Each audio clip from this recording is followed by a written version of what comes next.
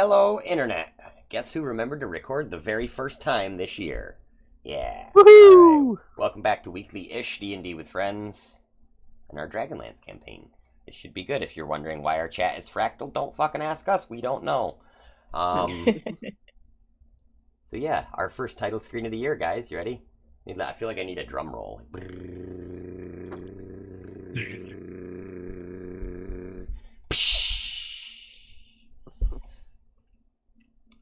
Nice. Yeah, this Very is our, sweet.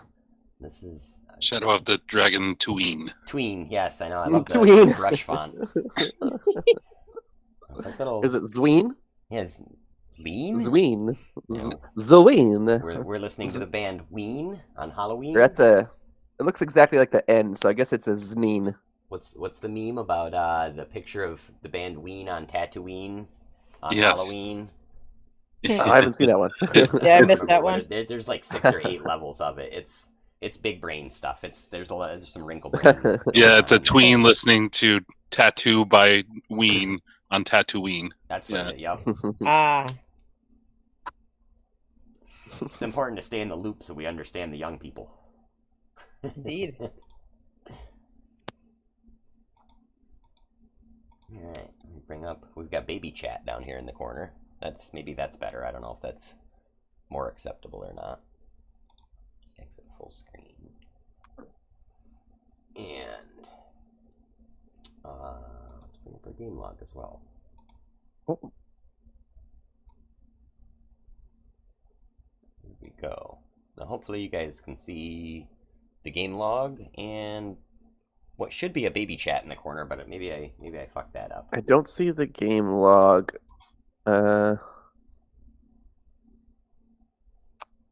Yeah, I think you have maybe the wrong display being sent to, like you're having it's like sending itself to itself, so it's, you know what I mean, versus I like see. sending the other display to it. Yeah, I see I my see in the backup bottom. character. Yeah. Oh, Dave left.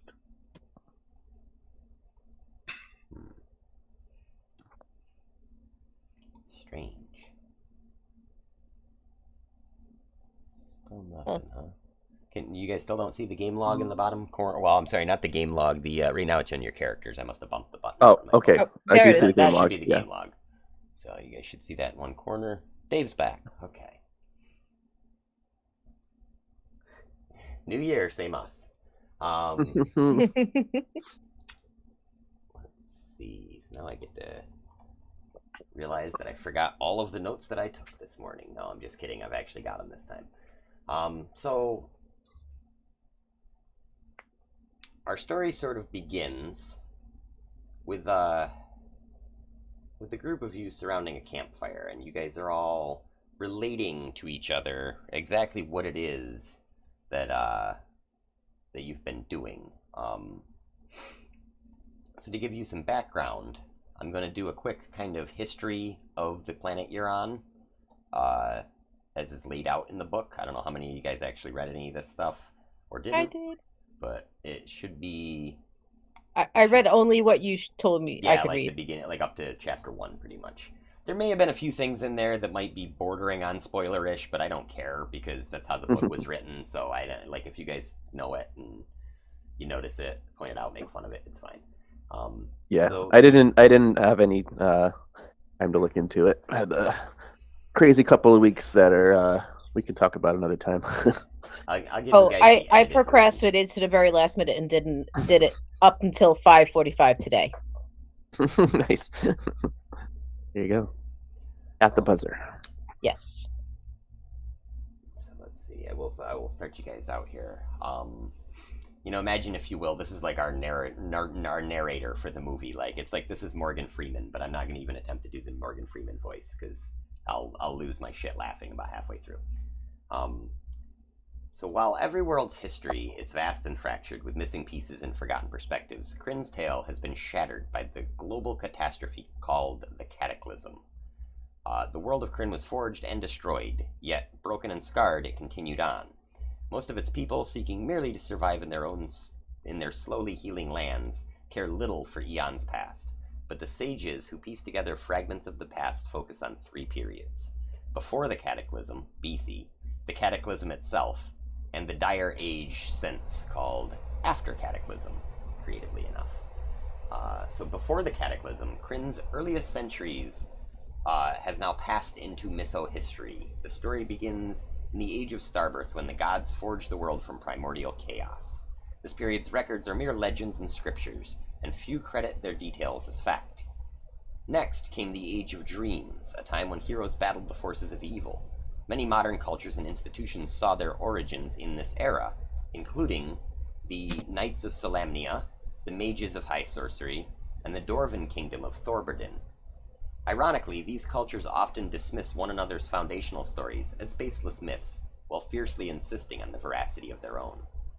During a terrible conflict known as the Third Dragon War, the knight Huma Dragonsbane was granted the first of the fabled Dragonlances. He used it to defeat the evil god, Takesis the Dragon Queen, and end the war, forcing the god and her dragons to leave Kryn. The good dragons of Kryn soon departed as well, leaving the world to mortals and the remaining gods. During the 1,000 years before the Cataclysm, known as the Age of Might, several human nations flourished, conquering vast swaths of the continent of Ansalon in the name of good. But the triumph of the Age of Might sowed the seeds of its downfall. Over the centuries, the city of Ishtar in the eastern Ansalon continent grew into a continent-spanning empire, thanks in part to a military alliance with the Knights of Solamnia. Ishtar came to be ruled by a series of king-priests who declared Ishtar the center of the world and themselves the holy messengers of the gods of good. Under their leadership, Ishtar declared war on actions, peoples, and even thoughts the king-priests considered evil. Increasingly rigid and theocratic, Ishtar reached its apex of power just before its apocalyptic fall. The last king-priest undertook ever more audacious magical feats, culminating in a ritual to attain godhood and rule Kryn forever in the name of good. At last, the gods acted, united in their condemnation of Ishtar. The second period, known as the Cataclysm, as a last effort to avoid mass destruction, the gods sent the 13 warnings, a series of signs meant to deter the king-priests. Trees wept blood, fires raged unnaturally, and the cyclones struck the gleaming temple of the king-priest. The gods also warned a few chosen mortals, reasoning that if any of them reached Ishtar and prevented the ritual, the world might not be beyond redemption. But the messengers failed, and the king-priest and his followers dismissed the warnings as the works of evil, and continued on their path. As the hour of the king-priest's ritual to attain godhood arrived, the gods whisked away their most devout followers, and unleashed punishment on all who remained. A mountain of fire fell from the sky, destroying Ishtar. The Blood Sea, a new ocean that split eastern Ansalon, consumed the empire. Coastlines shifted all over the world, sundering nations, drowning whole regions, and stranding ports miles from the sea. Though some lands escaped the worst of the destruction, none were spared divine wrath. The gods and their blessings then faded from the world, and in time even their names were all but forgotten. After the Cataclysm, with the Cataclysm ushering in a period of chaos, during the next 3 centuries, known as the Time of Darkness, cultures and ecologies were radically altered, causing famine, plague, and mass migrations. The Knights of Solamnia, the champions who might have kept Ansalon united, were distrusted as former allies of Ishtar and persecuted across the continent, even in Solamnia. The elven nations shut their borders. The dwarves of Thorbardin withdrew to their deep tunnels, refusing entrance to refugees from the surface. Many societies turned on one another or fell to disease and war. Nations of hobgoblins and ogres spread, capitalizing on humanity's decline and claiming whole regions. Much that survived the Cataclysm was lost in darkness. At length, the worst effects of the disaster waned. Though many elves and mountain dwarves remained reclusive, other cultures tentatively rebuilt. Explorers ventured forth to map the drastically altered continent. Societies re-established bonds of trade that united and diversified them. As the civilizations of Kryn rebuilt and new societies arose, the world learned to live with a jarring truth. The gods were truly gone. Religion on Kryn was altered forever. True clerics, who once worked miracles on behalf of their god, had vanished. While some people remained devout, many others turned to false religions in search of answers and comfort. Some of these new faiths were founded by charlatans and others by zealots. Some claimed the names of the gods, others dismissed them entirely. In this radically changed world, bereft of immortal insight, truth became subject to conjecture, even amongst Kryn's most dedicated scholars. which brings us to our very first roll of the year, first roll of the night. I would like everyone to roll me a d10. Okay. And we will find out what rumors you may or may not have heard. A 6. Your homelands. All right, 6 I heard first. So, you have heard the nation of Kerr has been united under a powerful warlord who seeks to conquer the world.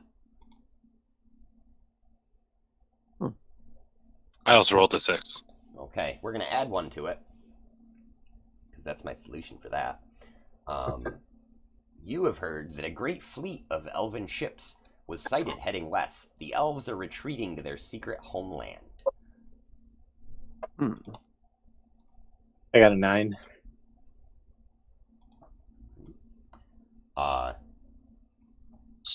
that's perfect.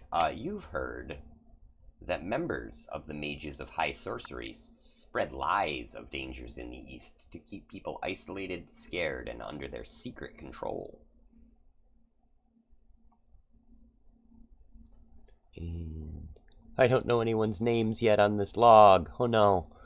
Who else I we mark got? of here. Okay, 6, 6, 7. Okay, so Jen, you get a 9. Or no, I'm sorry, a 7. Muted, Jen?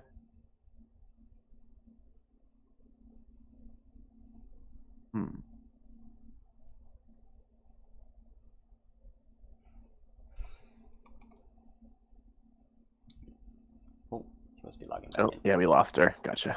She gone.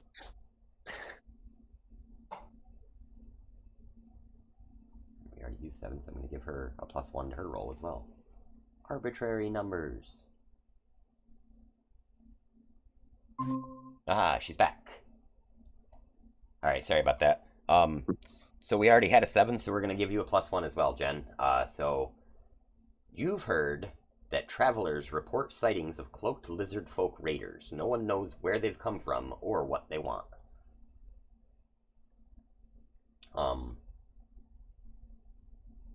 So at this point, you guys have all found out from each other, as we begin our narrative here, that each of you has been summoned via letter to the city of Vogler, the town of Vogler, if you will,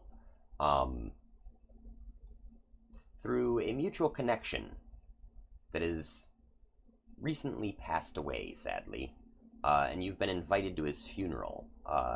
His name is Ispin Greenshield. You all know that before retiring to the village of Vogler, Ispin traveled across Ansalon as a teacher, a trader, and an adventurer. Along the way, he forged friendships with each of you. Each of you know that Ispin was a good-natured human adventurer from Solemnia. He took his name from the distinctive green shield he found early in his adventuring career. He claimed the shield was magical, but it had no obvious magical properties. Ispin was very big-hearted, and he loved telling tall tales of his travels to anyone who would listen to him. You also know that he used to adventure with a knight of Solemnia named Becklin and a hill dwarf named Cudgel. They featured in many of his stories of fighting sea monsters and goblin raiders.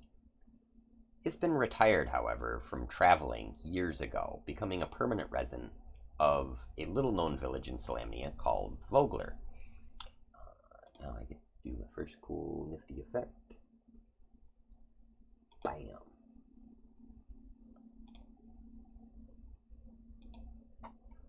So the letter goes as follows. Dear friend, I am Becklin Uthviharan. I've heard much about you from our mutual friend, Ispin Greenshield. It grieves me to share the news that our dear friend Ispin passed away peacefully here at his home in Vogler. May fortune and the old gods protect his soul. Ispin's friends are holding a memorial for him in the manner he always wanted. It will take place here in Vogler on the eve of the Kingfisher Festival. I write to ask you to do Ispin one last honor and attend. Should you come, accommodations will be available at the Brass Crab. Though the circumstances are sad, I am eager to meet you and, through our memories, to revel in the life of our great friend. Becklin Uthviharin, Knight of the Crown. So, as you guys are sitting around the campfire and you've all sort of discovered that you're here for the same reason, you're sort of discussing how you knew Eastman. And for this, well, here's the fun part about this campaign that I've noticed. As a DM, I feel like I spend a lot of time talking in this game, in case you didn't just hear me for the last 10 minutes. So I want you guys to help tell the story this campaign. So I'm going to have each of you roll me a d6 in no particular order, and I will give you a prompt that you can then elaborate to your group, as it were. Got a Give it 4. shot. Okay, I heard 4 first. I also got a 4. All right. So we're going to add 1 to that and give you a 5. 6. All right, got a 6. And Jen, you are muted.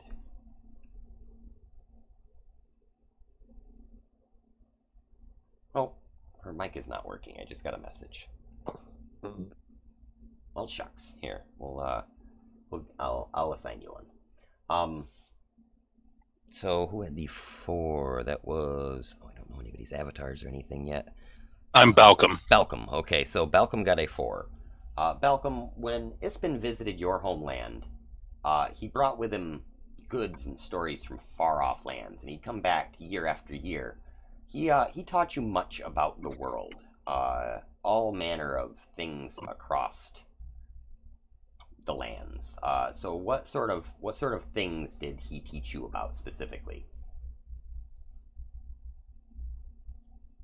Well, Balcom had a true Kender education, so he learned everything he needed to know from stories.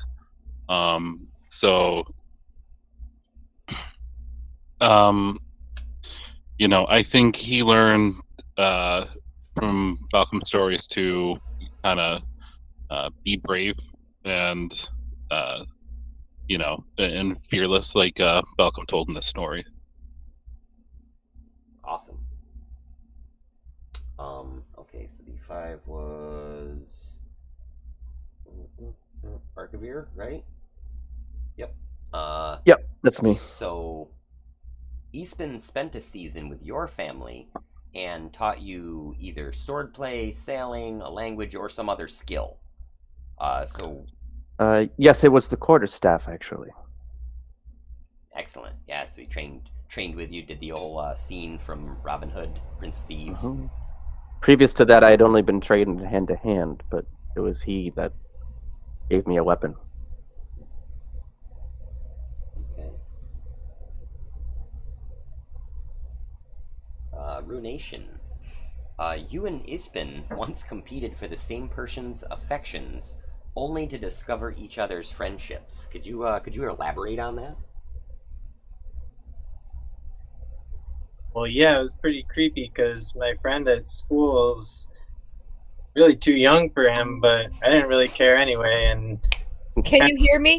Yep. Yeah. Yeah. Yes. Okay. Sorry about that, Wow, guys. okay. I missed a bunch because I was trying to get my technical All right, we're difficulties just fixed. That's okay. I'll catch talking you up. about each of our relationship to Ispin.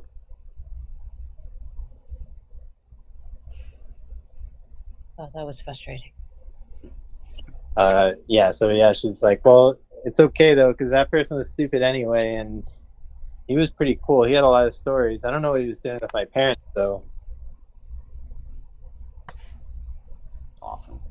I like this character already. Yeah. Yeah, Dave, I get the feeling you might have hit a home run. All right, Jen, pick a number 1, 2, or 3 off the top of your head. 3. Okay.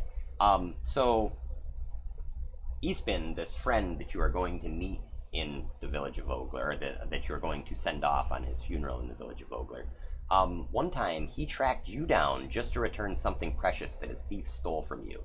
So can you elaborate to me what that would be? What thing did the thief steal?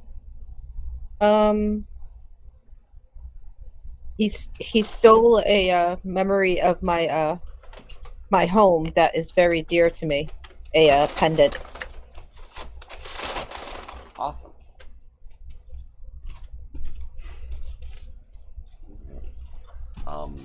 So now the conversation shifts a bit as you all kind of are solemnly thinking about this friend of yours that, you know, I feel like with our music overlay that we always talk about having but never really have because I can't afford royalties. At this point, James Taylor is definitely playing, you know, Fire. I've seen Fire. Like that's going on in the background, or Fire and Rain. maybe some Cat Stevens or something, like some sad '70s song, definitely.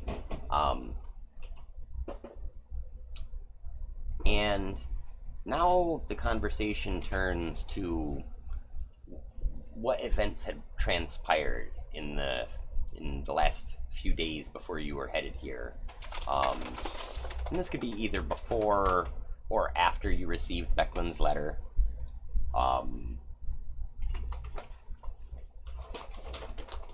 It could be anytime as far as like a week or two ago. But first, we're going to do Archivir and Balcom. Archivir, you're a monk, and obviously part of being a monk is the study of, if not religiousness, then spiritualism. You know, you are considered generally a Yeah, well, as a Scourge Asimar, I'm like supposed to be imbued with like the light of Eredriel or something like that, or some, and be like a follower of you know, of light and all of that, like celestial way. excellent. And Balcom, you are a cleric. Mm-hmm. So that makes you a true believer in the gods. Yes, I met one. How fascinating. Absolutely. So you Yeah, begin. probably just somebody in a costume. You think so? Well, they do call her the Veiled Maiden. Or the Maid of Illusion. I bet she has lots of costumes. Yeah, sounds like a sorcerer. All right. So between the two of you, we'll say which one of the two of you has the higher charisma score. I'm +2. Mine is +0. Okay. So, Balcom, you begin to tell your tale, and this is where it's going to be cool because now we get to play through your tale. You stand at the center of a forest clearing. Clashing steel echoes from the thicket beyond. As you look around, you realize piles of bodies cover the ground. One of the fallen clutches something against their chest. You're not sure what it is, but you feel the urge to reach for it. Before you can, the object glows and then flashes with intense light. And then you wake up. You awake in a cold sweat. It's dark, and you look around quickly about your camp and you realize you don't see anything or out of the ordinary. And you think to the dream and you think, what was that strange object? And you know, in that vanishing kind of thing that happens when you first wake from a dream, you see some sort of a necklace with an amulet on it, and it bears a design that you don't quite recognize. The echoes of the battle feel like a bad omen. You had been traveling to Vogler after receiving this letter. So we'll say, I suppose, what I said earlier about the time frame at some point after you received the letter. And you had stopped to camp near a forested path. Upon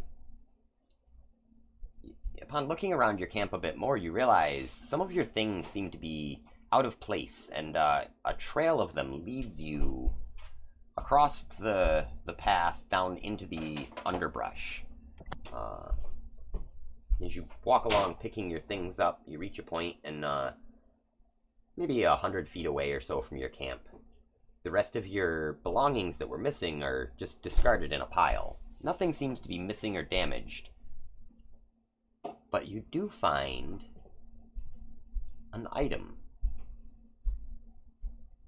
that seems closely reminiscent of the amulet from your vision. Just as in your dream, you feel explicably drawn to this item.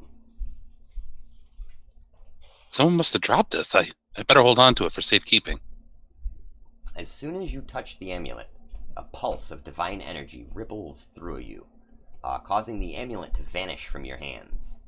The pulse flattens the surrounding vegetation, creating an unnatural clearing similar to the one in your visions. The cleared plants also reveal some overgrown ruins nearby. A crumbling stone structure lies amongst the undergrowth. Its roof is pierced by the trunk of an immense tree, but its walls are mostly intact. A large empty doorframe leads inside.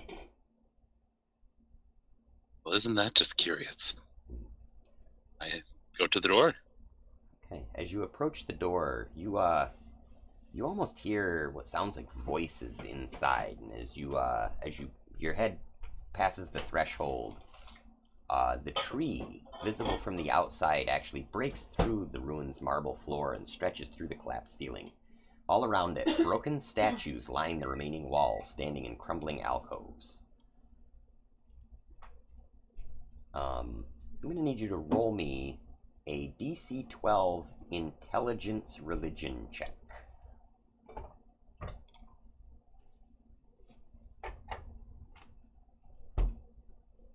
Five. Okay. You see the following. These symbols, all on these statues. There are 21 altogether. I suppose we'll do it this way. Move these up.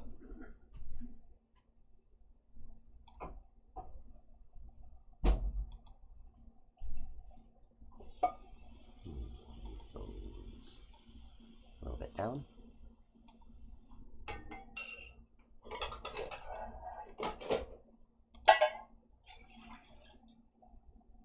Move those a little more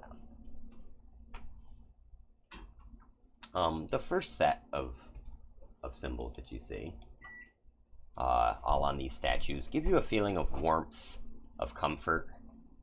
The second set that you see give you a sense of balance and justice.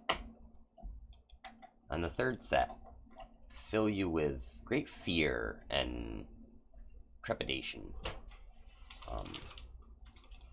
As you look at all of these symbols, do any of these particularly catch your eye? The red one. And right here. On the right-hand side? Yep. Plonk.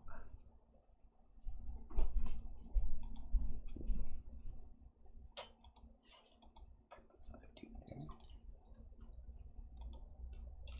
As you look deeper at this, all the others seem to fade away.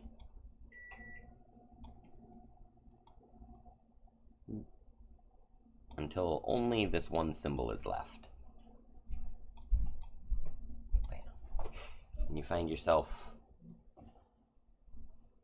most enthralled with it. As you approach the statue, a voice calls out to you. A glow begins emanating from this statue, and this voice calls out, "Carry my power. Bring my divine message to the world now, when Kryn needs it the most."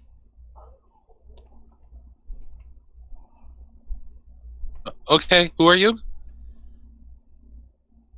I'm looking all around.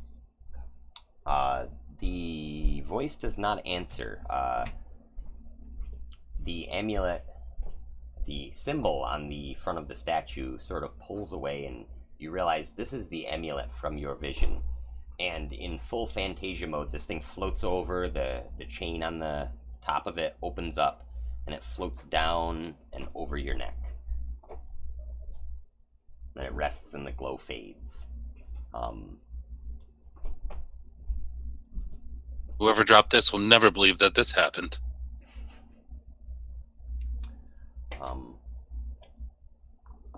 Almost as though you don't realize how it happened, you are suddenly standing outside the temple again. You gather your things and you scurry back to camp, and you sort of, looking around, you think, oh wait, I didn't check that for any other stuff. You go back to where the temple was after gathering your things together, thinking perhaps there would be some other answer there for you, but there is no trace of this temple, almost as if it was never there. What? I can start knocking on the tree. Yeah. So, and after that, your journey to meeting the other members of your party have been rather uneventful. And as you finish kind of relating this tale, we'll give you guys time to discuss. Zach, I wanted to mention there's probably a couple things that everyone should know. One is that you guys can't see my face because I'm wearing like a full face mask. And I thought it might be helpful for you if I just like injected a little bit of the backstory. There was only a little, like, one example of lore that really made sense for me for Scourge Aasimar, and that's the Jeshuri cult in Denasia. Okay. And so traditionally, Scourge Aasimar, their spirits are bonded to a celestial archon when they're youth. And it was then that his personality and identity were changed forever. He wears a mask to contain the celestial light within his eyes when he is not in battle, and regards the mask as his true identity. That's just kind of like what you read about them. The mask is crafted by his own hands, as is tradition. Originally created to destroy the Bashar, many Jeshuri now serve as elite assassins, doing the bidding of the Seraphim, as guided by priests of a secret sect, an order kept secret from even the Central Empyrean Church. He reports to a disciple of the Seraphi, devout followers of the Seraphim, whose intense devotion has broken them away from the Empyrean Church, enough to be regarded as heretics only because their truth is secret. For this reason, Arkavir lives a monastic life of quiet, secrecy, and solitude. He meditates frequently in order to focus on containing his light. I guess I have to like kind of learn more about that, but I guess like if I take this mask off when I go into battle, like there's like some celestial light shooting out of my eyes or something, and I don't really know exactly how that works, but Nice. we'll So see. yeah, obviously the group that you came from, I would only assume could be an extremely secretive group. Like highly totally. secret. This is like fucking top tier fucking Freemasons shit. So And I just dropped a pic in the chat too, if you guys want to just. This is like a in like when you're selecting your class. This is just like a picture they use for a Scourge Aasimar. nice. So I guess it's kind of, you'll see like a dim glow, kind of through the like mesh of the mask or something there. Here, I'll pop that into OBS.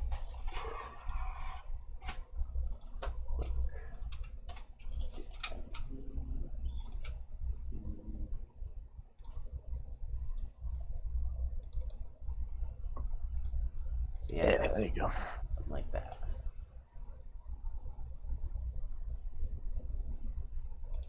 Yeah, that worked.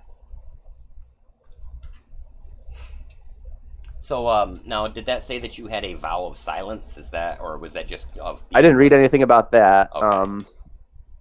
Looked at a couple sites. I was gonna say because that's gonna be real hard to roleplay. Yeah, no, I don't think so. I think I just kind of keep quiet mostly. I'm a pretty like, I'm not an outspoken individual because I don't have that kind of personality, you know. So if you wish, we can kind of forego your prelude that I was going to drop you into, and we can sort of tuck this in as, instead of telling your, like when they say, oh, well, what about you? Like, what would your reaction be when somebody says, what about you? What was going on with you before you got the letter? My assumption would be your character would just sort of brush it off or kind of be like, eh. All right, I would say that, something along the lines of how, what my life was before I came to be here is not something I'm able to discuss. But I've been sent here, and I'm awaiting my instructions. Excellent. So, even better. Boy, these names are going to take me a minute. Malcolm. When you show this amulet that is around your neck to your compatriots, Archivir, your eyes, your glowing eyes actually let off a pulse of light, seeing this, as though you know you are in the presence of a true divine artifact. This necklace that Balcom wears is the true sign of. Let me find my notes again. Where is it? Scroll back up. That's the problem with digital notes. You see that is the symbol of none other than Lunatari, the goddess of neutral magic. Friend, where did you find that? That's Lunatari. Yes, my goddess. It's exquisite.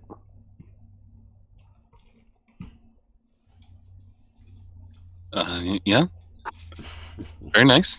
Now there's just a very Now- uncomfortable silence between the two of you at the campfire for a moment. This is our first encounter. This is like you guys have met up, and maybe during this day you met up, and it's getting to be like dusk time.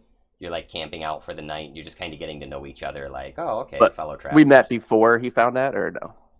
No, I would say you guys right. met sometime after he had discovered this.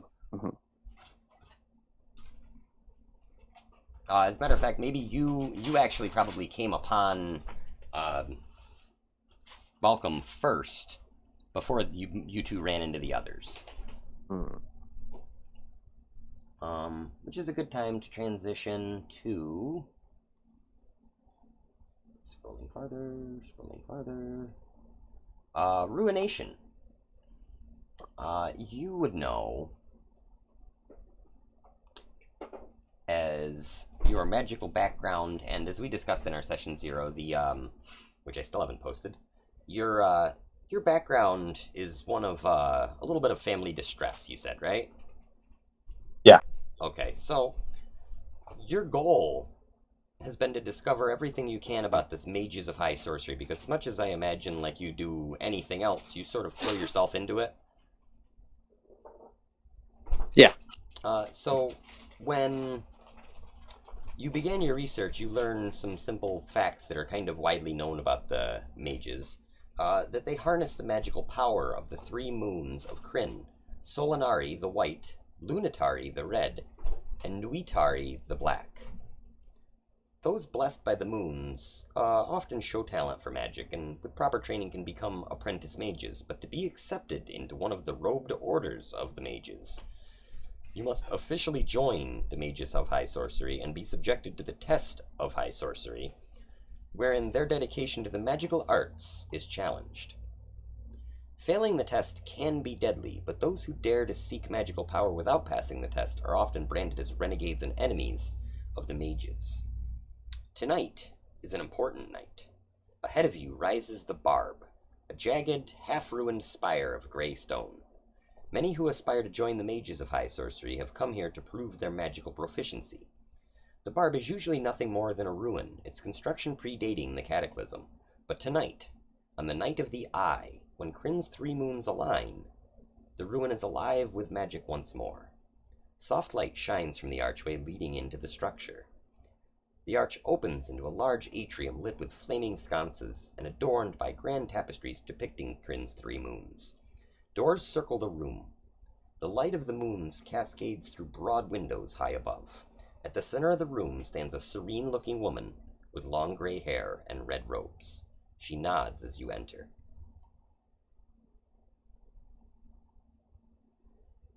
Would she expect somebody to be here, or is that a surprise? I don't think this woman is surprised by much. Oh, and I mean, would Ruination, like, coming here, be expecting to see someone? I don't think you'd know exactly what to expect. I think you would have the idea expect the unexpected. Okay. So she's like, hello, who are you? She says, my name is Rovina. I am the Barb's caretaker. Welcome to the atrium. She explains to you that the Barb is a place of ancient power where, during the Night of the Eye, the magic flares to life to test would-be mages. She offers to answer any questions that you have about the mages of high sorcery.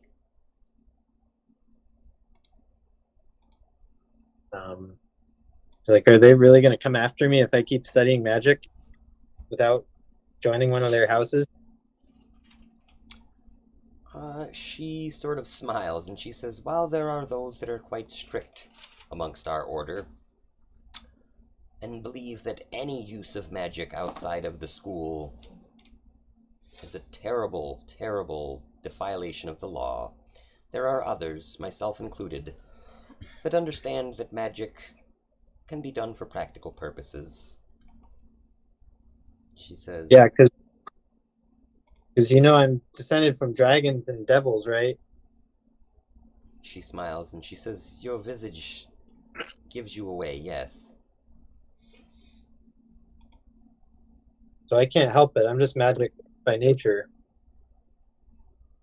She says, yes, and do not think that your forecoming to this place was not at least observed by a few of us.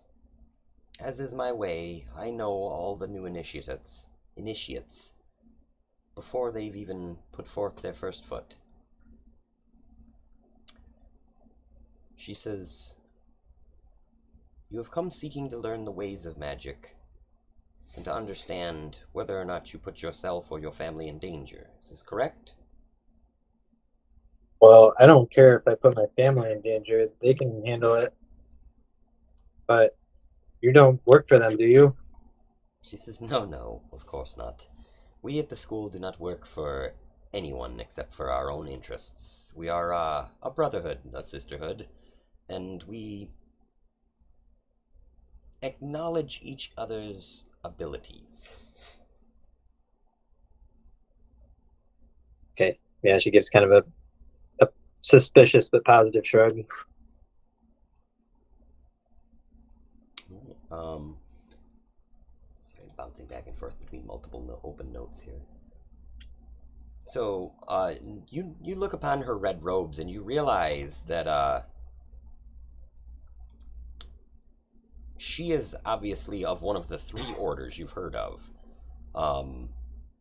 The Order of the White Robes, dedicated to Solinari, the god of good, they accept the responsibility of using magic only to make the world a better place.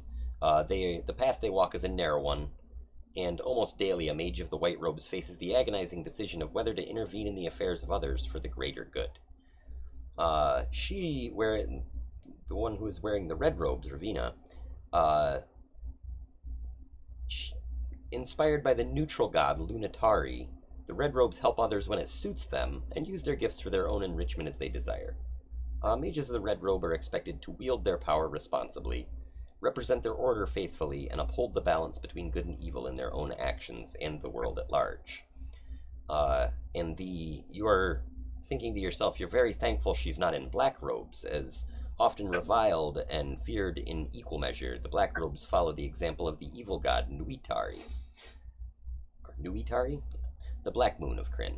A mage of the black robes is expected to first further their own ambitions, then pursue the goals of their order, then support the continued well-being of the conclave. So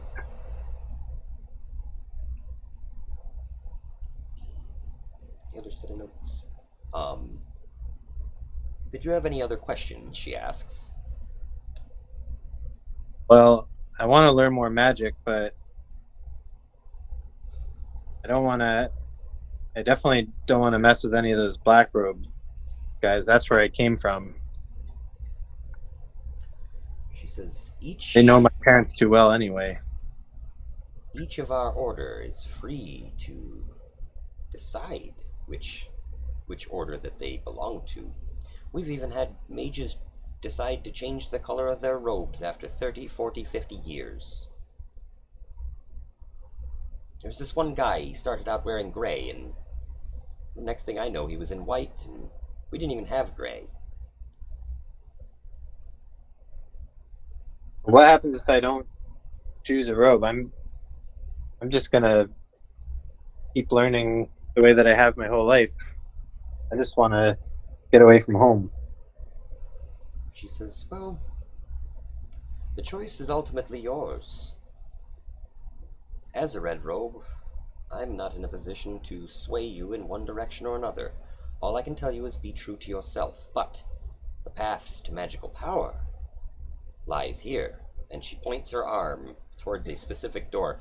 And it's at this point that you realize, when you came in from outside, there was only one door. And the entire exterior of this room is now has doors like every few feet around this circular area. She points you to one that's about 3/4 of the way across the room. But you realize these doors would just, from structurally speaking, they would just lead back outside. And as she points to this door, the door opens, and you don't see anything on the other side of it, just a bright light. She says, it is your choice. You may attempt to gain your position as an acolyte and choose your order of robe later, or you may balk in the face of your magical test. She shrugs and she's like, well, I don't mind being tested. And I'm like,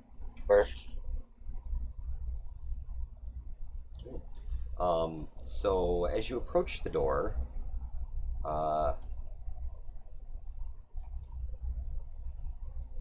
she tells you, worry not. This carries none of the dangers of a test of high sorcery. It simply provides a foundation, if you will. It's a learning experience. Sort of, it's an aptitude test. She tells you that the goal is to complete the challenge presented to you in the room, which sort of implies to you that maybe different apprentices will face different challenges.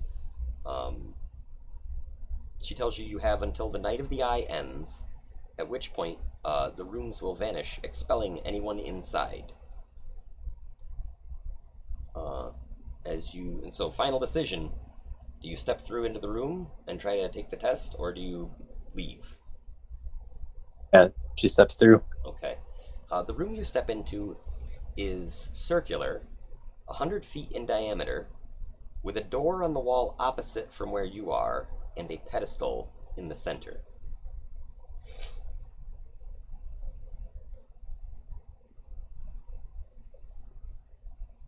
You can't quite tell, but it seems like maybe there's some object on the pedestal, but it's sort of obscured. It's as though you're looking at it behind some sort of a blur. You said it's circular with a pedestal in the middle, and that's it? Yep, yeah, just a big round room. It's like 100 feet diameter, and then there's a pedestal right in the center of it, about 50 feet from where you are. Okay. She'll walk in kind of cautiously, and how tall is the ceiling? You look up, and it looks like the ceiling is about 15 feet tall, but as you're looking up and walking forward, you bump into some sort of a force, almost as if you ran into a wall. And now that you're up close, you can tell that this blurring that you're seeing of this object on the pedestal seems to be like almost as if you're looking through some sort of a glass or water, or it's very obfuscated. She summons her mage hand and starts kind of feeling around to Like she's using her hands to feel the object in one direction and directing the mage hand in the other direction, looking Excellent. for an opening.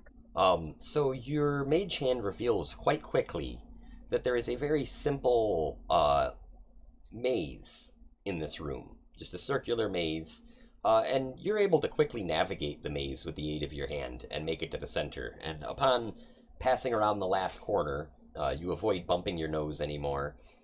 And when you get to the center, now you are standing in a much smaller circular room, and there are a few exits back into the maze that you can see into, and it still looks the same way, but it almost looks as if you're standing in the interior of a room now with just regular like stone walls. There's some vines kind of coming down these walls, and all around the walls are carved runes. And I would like you to roll me a DC 14 Arcana check.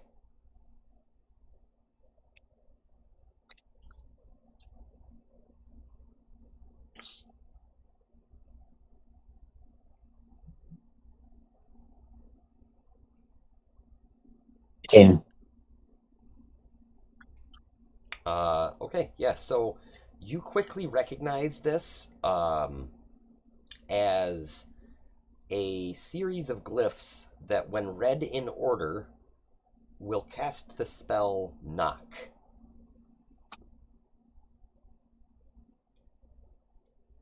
And Knock being a spell that will open any locked doors. does she see a door? Yeah, there was one door that was on the opposite wall from you when you first came in, and you can actually kind of lean your head around one of these interior walls and see that door still. Although it does look kind of blurry from the maze being in front of it. Okay. I guess she'll first test and see if the door can just be opened. Yeah, so you follow your mage hand back out to the other side of the maze around the original room. And yeah, sure thing, this door is very locked. Okay, then yeah, she'll go back and read the glyphs. Okay. As you read the glyphs, the door creaks open, and you are suddenly able to see it much clearer.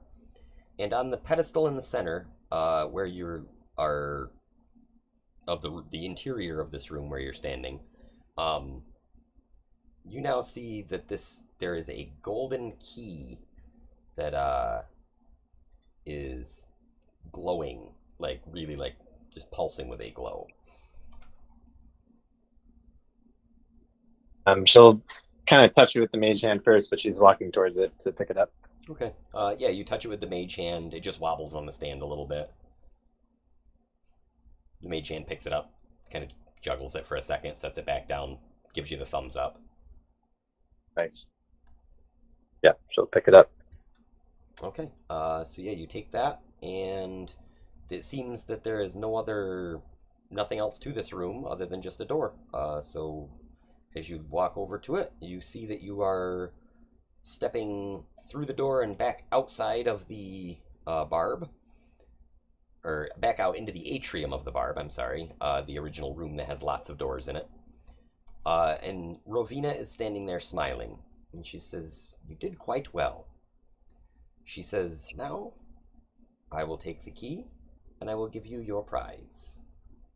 And she hands you, in exchange for the key, an ornate-looking scroll and a spellbook emblazoned with the symbol of the mages of high sorcery. She tells you that the book is meant for you to use either as a spellbook or to fill with your discoveries. The scroll, however, is meant for a mage who will lead you on the next step of your journey. A black-robed mage named Waihan, who resides in the city of Kalaman, near Vogler. You have, at this point, already received your invitation to Ispin Greenshield's funeral, and Kalaman is conveniently nearby. Rovina tells you must take the scroll to Wylan, and she emphasizes you must not open the scroll under any circumstances. Their contents are meant for Wylan only. Waihan, sorry. More detail, you don't need to know that. I did bad editing. I definitely didn't copy-paste my notes. She does offer to answer any other questions you have about the mages of high sorcery. but tells you that if you have none, then she will simply congratulate you and bid you good luck on your travels.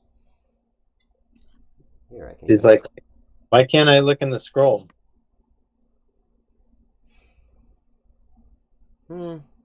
Consider it another part of the test.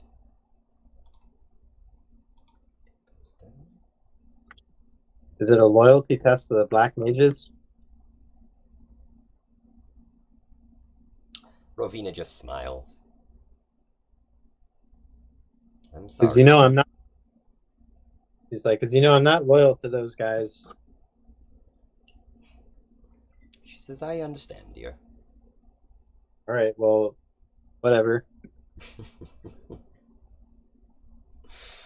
Yeah, there's a nifty picture of your spell book and your scroll. All right.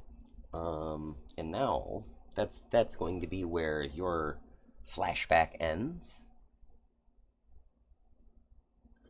Let's see.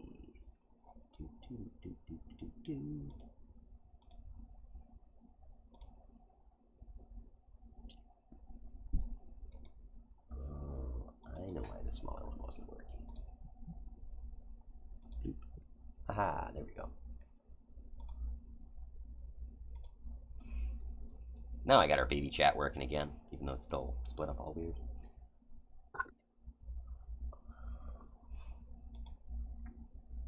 Alright. Our remaining characters should be Elquin, is that how you say it? Yeah. So Elquin and Archivir. You two. Oh no, I'm sorry. You met up with Malcolm earlier, so it's just going to be Elquin. Your story begins on the road to Vogler, sometime again after you had received this letter, telling you of the death of your friend Ispen. And you're on the road traveling. At some point before your current state, while you're traveling during the middle of the day, a young human came running up to you, absolutely terrified. Young, maybe teenage boy, claimed his name was Reese. He comes up shouting to you, saying, "Please, please help!" He is absolutely frantic, barely understandable at first. And after you spend a minute trying to calm him down, he finally realizes it seems like he's not being chased by anything. He tells you that he works at a nearby farm and was hired by a group of soldiers to travel with them and care for their horses. He says he doesn't know much about the soldiers, but he heard them talk about enemy troops supposedly afoot in the region. Just moments ago, the soldiers were attacked by some black-cloaked figures. He didn't get a good look at the cloaked attackers. He simply hid in the brush and then escaped while the soldiers fought them off. He looks at you, and seeing that you are armed, he urges you to help the soldiers, fearing that his employers might fall against their attackers. He can lead you to where the caravan was attacked, about a half-mile down the road. All right, I will help you.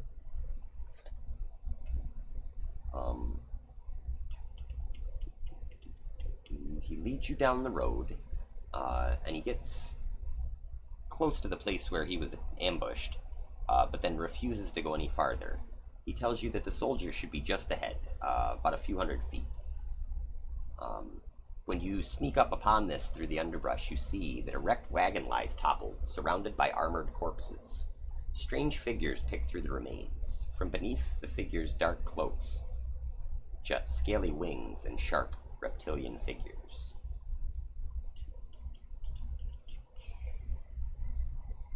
What are they saying anything? They are growling low to each other. Here's the scene on the there. But nothing that you can understand off the top of your, not off your, from where you're standing.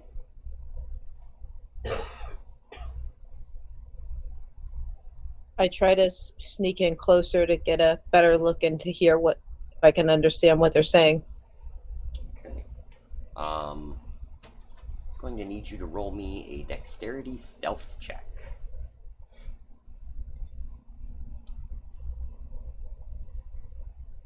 Oof. 7. Okay. You creep up slowly as these creatures are picking the wagon clean, but you accidentally step on a small twig and it lets off a crack, and one of these creatures spins around and shouts out. As he does so, two of the shorter ones that are with the group come waddling your direction, while the others take off away from you, grabbing what they can on the way out. So the two that shuffle over towards you look like this. They're kind of short, pudgy little fellows with stunted wings, carrying broad or short swords with them. And they begin approaching you very aggressively. I quickly try to back away, hiding into the underbrush as stealthily as possible.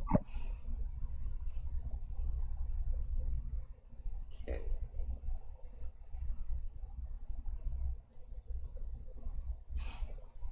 Give me...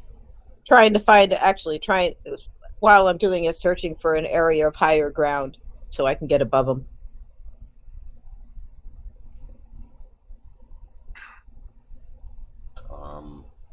You don't see any higher ground, but there is going over a small gully is a little wooden bridge that essentially amounts to like a culvert. And you think you might be able to shimmy through there, and that these guys might be too big to follow you. I head there. Okay. So roll me an athletics check to see if you can outmaneuver these guys kind of running through the forest and getting to this little hole in the ground. 10.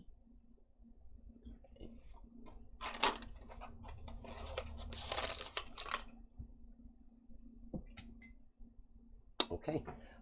So yeah, they're hot on your tail, but they do not manage to catch you. After probably half an hour or so of you hiding in the mud and the dirt, these two give up. They're not even close to you, and they're just sort of swatting away the underbrush with their swords. One of them barks out some sort of strange language to the other one. That second one grunts, and they both stomp off in the direction that the others had headed. I quietly follow them. Okay. As you follow them for maybe a half an hour, just trying to track them quietly without getting yourself seen, but are eventually they lose you at a rocky stream. When you double back to check on the caravan, you see that 3 soldiers lie dead. They are well beyond the aid of any sort of healing potions or anything like that you've ever seen. They are pretty much torn apart. Roll me a intelligence check, a history check, sorry.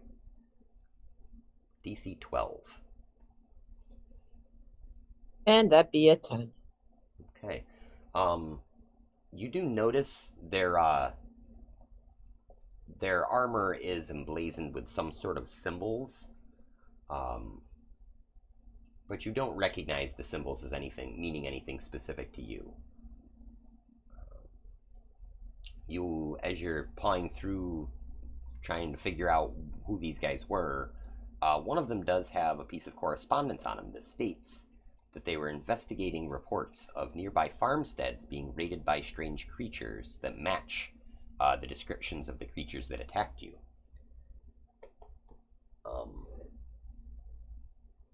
You also find in the wagons about 8 days worth of food and water for one person, and 3 longswords. I gather all of that up. Okay. Shortly after all of this, Reese kind of calls out to you, finds you at the station, tells you that he finally worked up the courage to come in and see what had happened. He asks, what do you think those monsters were? I don't know, but there were far too many of them for me to try to and take them on by myself. It would have been suicide. And it was after departing Reese and allowing him to go back to his farm.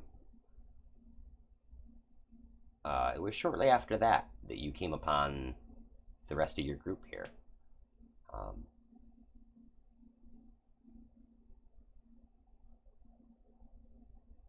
I'll give you guys a minute to discuss while I set up for the next chapter. And because of these experiences, and because this campaign lends itself again so well to milestone XP, you guys all get the freebie level. Yay! So you guys are all going to be level 2 when we start this chapter. Feel free to either fuck around with it on D&D Beyond now, or wait until whenever. Nice. So after relating all of these experiences to each other, yeah, you guys are free to sort of camp for the night. Would you... anyone care to set a watch?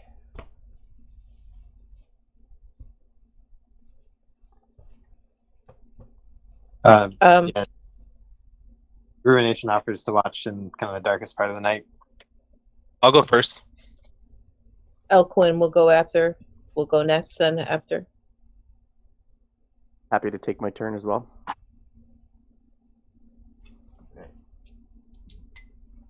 Right, so during the first watch, all is quiet.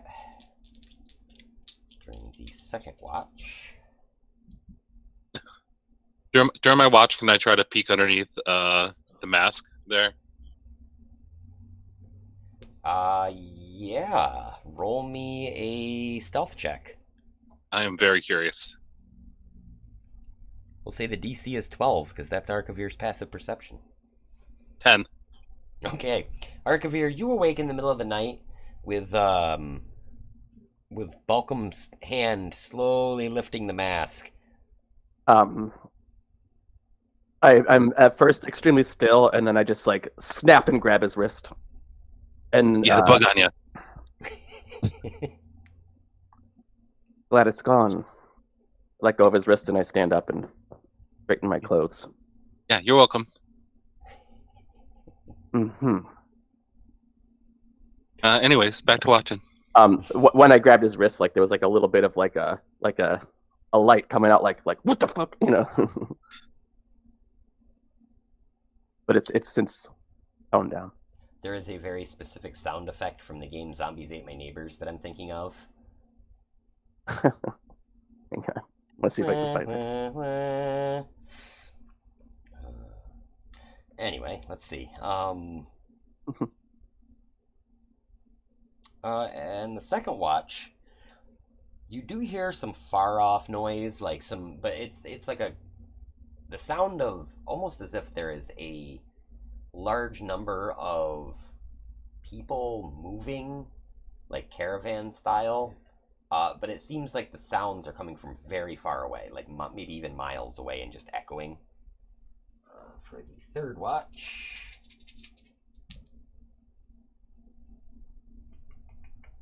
you hear nothing.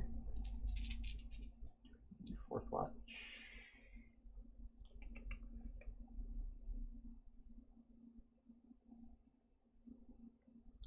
Just before the dawn, a high cry comes out over the land, just like this shriek sort of thing, and overhead you can see the shadows of some large flying creatures. There's maybe 3 or 4 of them. They just swoop just above the treetops, perhaps hunting or perhaps traveling somewheres, but they just are gone as fast as they show up. Like, you just, by the time that you've roused everyone, it's at the very end of your shift, and it's now pretty much time to be awake. So that's how everyone wakes up, is with this crazy screaming in the air and the last person on watch saying, "Hey, hey, hey, wake up, wake up, wake up."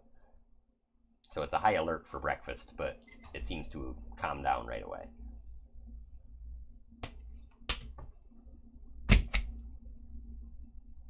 I didn't go back to sleep when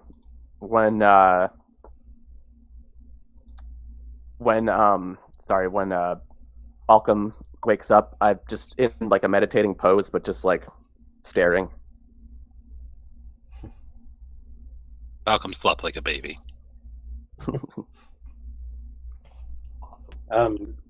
Is the like a big caravan of people moving? Is that an unusual thing for this area? That's not like something to be familiar with. I don't think it would be super unfamiliar. Like, it is fairly routine to see armies passing through different areas. But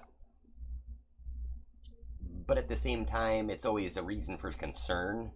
Because if an army it's like, is this army just passing through going somewhere? Or are they part of an invading force? Like, there's a lot of contention in the different lands, so it's not unheard of for warlords to randomly march their army to the neighboring kingdom and try to take it over. Like, there's a lot of strife politically all throughout Ansalon. So Quinn wakes up. Oh, sorry. Go ahead. yeah, when they wake up and it's late enough, Ruination will just like without any warning or anything, just launch herself into the air and fly up and kind of circle around, trying to see if she can see anything about those winged creatures or if there's like an army marching somewhere nearby or whatever. Excellent. So as you go up into the air, you realize you are not far from Vogler. Perhaps if you had camped just a little bit later, you might have made it to the town last night. So you're only like maybe like a few miles away. But you do notice a few features as you are up there. One of which is a very large hill that stands just before the town. It's much taller than the town. And on that hill, there is a great many colorful banners and things like set up, a few tents, and a large podium for someone to stand at and give like a speech or something, it looks like. And farther up the road from this, just up the road from this, towards, let's say just on the other side of the hill from you guys, is what appears to be a small camp of mercenary forces just outside of the town. You can clearly see the road leading to the town of Vogler, and you can even see just the very edges of some sort of a ruined like tower structure on the top end of the town. Does it look like does the size of that group match what you heard in the night? Potentially, yeah. It seems like almost like maybe this is a little small for that, and also it seems like if it could just be that the noise was playing tricks on you. It sounded like a much larger noise than what this group would have set off, but they're also much closer than you thought the noise was coming from. So perhaps it was just your ears playing tricks on you. And does it look like they're about to raid the town or something? Roll me a perception check. This is going to be like one of those sliding scale ones that I like to use so much. All the D&D purists hate me for it, I bet. Ha. 13. 13. Okay. So they don't look like they're ready to like go to war, that's for sure, because you see people like kind of lazing about. Like there's some people like cooking breakfast. They don't seem like they're in a big, if they were invading this town, they're not in a big rush. But they also do look like they are ready for some sort of combat or action. Like,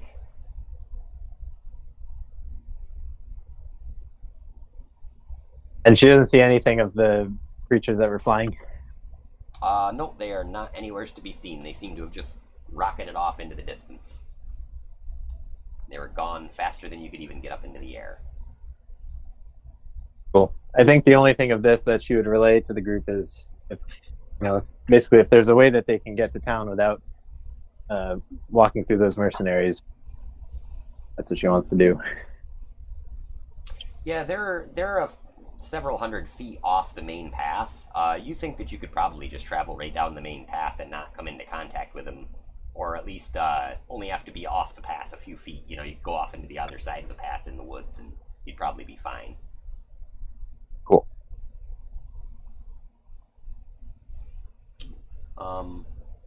So with the morning rituals completed, you know, the breakfast, um, you are free to head towards the village of Vogler. And as you begin making your way, you do at one point see one of these groups of mercenaries kind of going up the road towards you. You couldn't quite tell if you had been spotted or not. It was kind of a close call on that, but they seemed to ignore your presence if they did see you, and just head off towards the mercenary camp. And they were actually coming from the direction of town. So the closer to town that you get, the more apparent that the ruins of an ancient Solamnic keep perched on a rocky rise becomes. This is at the... Sure, I'll put up our Vogler map and let you guys see what you're working with. Bam. So you guys are traveling down the... Put this up so we can do this. You guys are traveling from up here. The text on that says to High Hill. So the High Hill is this area that you pass that is covered in all these banners and flags. The mercenary camp is somewheres up to the north of this. And as you travel down, you can see this large keep. It's about 3 stories tall. And you're not quite sure, but it looks like there's some sort of a catapult thing on top of it. And as you get closer to the town, you see a 15-foot tall wooden archway covered with 2 leaping fish on its frame. There are several etched, like, coin-sized scales of fish that are marked with carved prayers for bountiful fishing as you walk under these arches. 2 large wooden doors stand within the arch, but they haven't been closed for years and are literally embedded in the surrounding dirt. Like, there's like inches of dirt over the bottoms of these doors. This is clearly not a town that has seen hardship recently. You begin to make your way south into the town, past this large keep, and past the river gate. You reach a fork in the road, and it's a little bit smaller so I can see some of the stuff here. As you reach a 5-point fork in the road, you see that the road most to your right will lead up to the keep on the hill, on one of the bluffs above the edge of town. Traveling a little farther to the west and south, you see what appears to be a large kind of manor house. This is not a particularly nice one. Like, you can tell at one time it was sort of a fancy, like, nice place, but it has become a little bit run down. Looks like maybe it's in a slight disrepair. Although there are very, like, expensive looking shrubs and things planted out in front to make it look like more affable, I suppose. As you continue to explore the town, you walk by a large building, an elaborate 3-story place with pillars and a sign out in front declaring it the mayor's office. You pass through a quaint village circle. All the while you're traveling through this town, people are waving, they're smiling, they're being extremely friendly, and you can see there are children running about and playing. There are...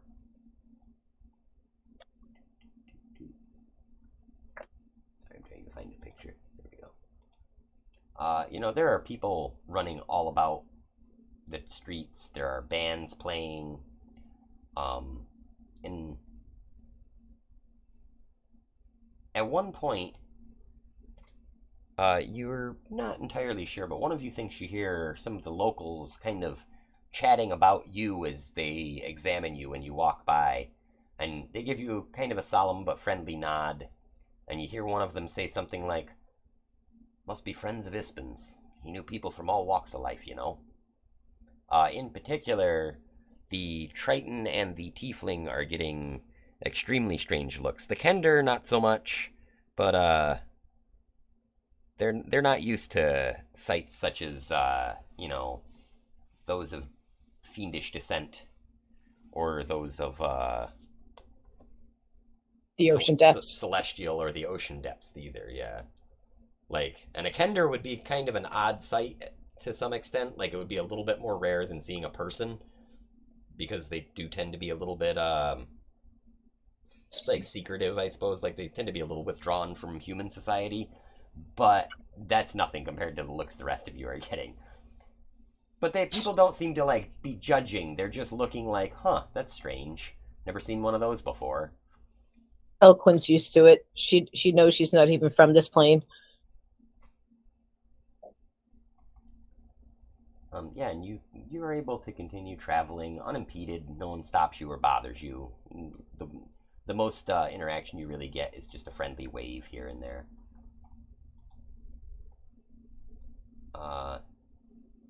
You pass by a festive-looking pub called the Fishbowl, and continue heading south to the directions to the Brass Crab that you were provided with along with your letter. And from the entranceway, you can see south. There is a dockside market, a wharfinger's office, and the Brass Crab itself is a large circular building, somewhat resembling a giant, like, horseshoe crab. That's just sort of what it looks like. You are able to gain entry to this with no problem. It is wide. The door is wide open, as many of the doors you've seen in this town are. They're just standing open, letting the nice springtime air in.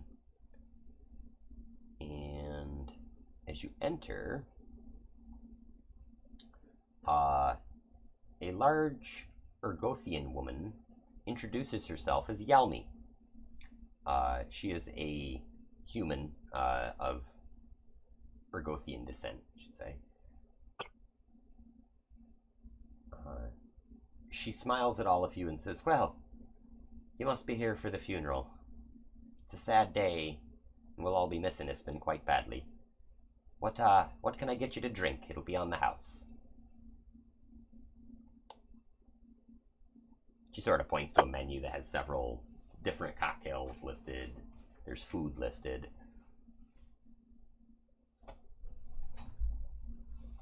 Elquin looks at it curiously. She's always interested in trying new things.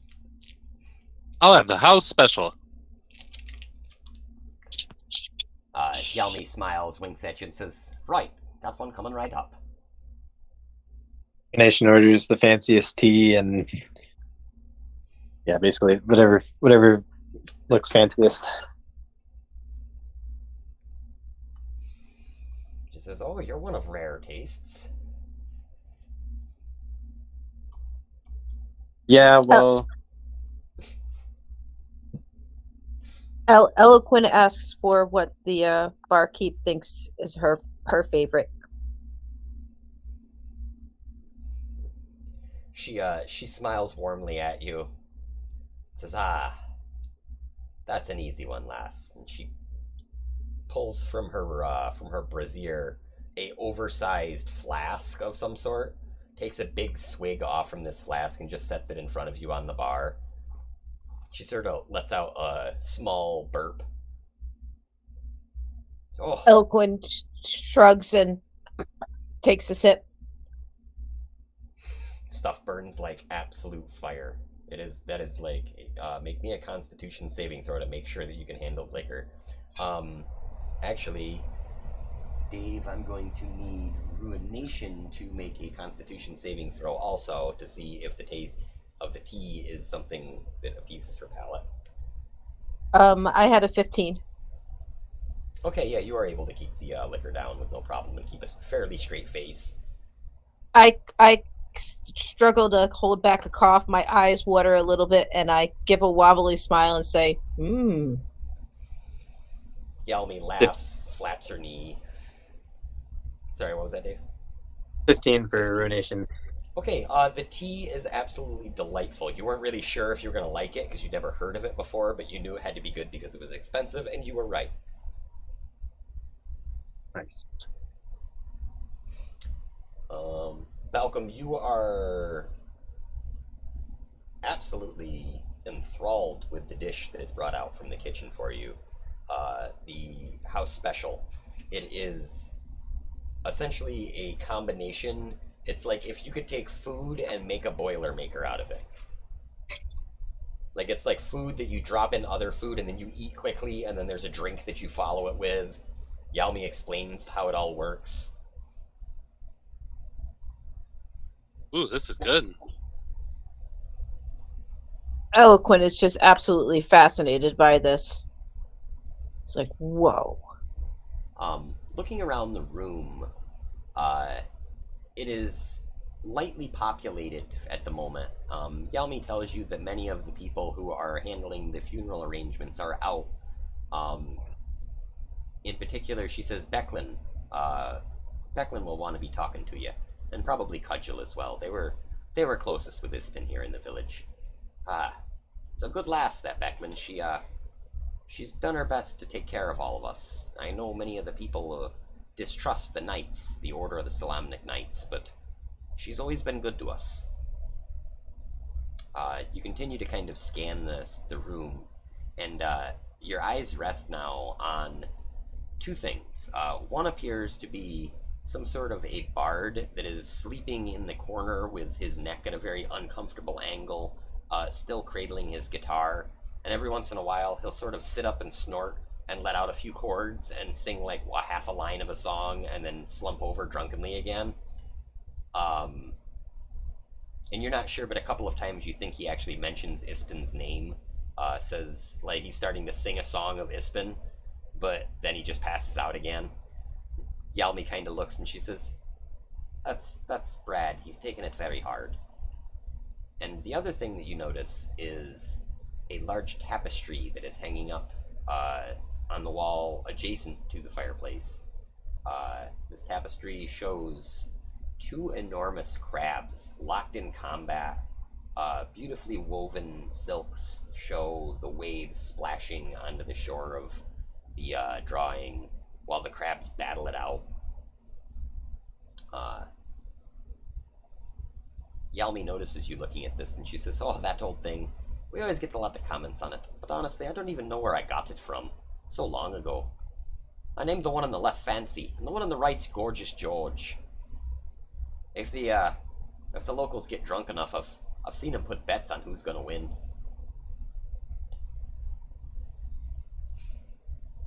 And she says, "Well, how do all of you know Ispin then?"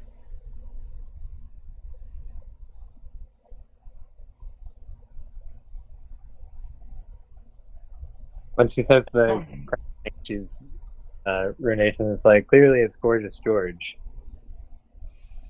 You're out of your mind. Of course, it's Fancy's gonna win. He puts a gold on the table. I take the gold and put it in my pocket. Like, now who's out of their mind? Huh? I met Ispin in Sadtown. He came and told us stories of his exploits. He actually he's the one that triggered my wanderlust and wanted to go out and be brave like him. Oh, that's lovely, dear.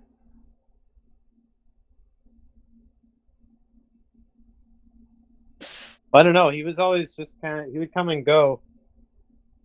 People know that they can get whatever they need from my parents, and so I don't know what he needed, but he was pretty fun to talk to. She says, he always did have a soft spot for the ones that worked outside of the law. He was a good man. He had good in his heart, but he knew what needed to be done.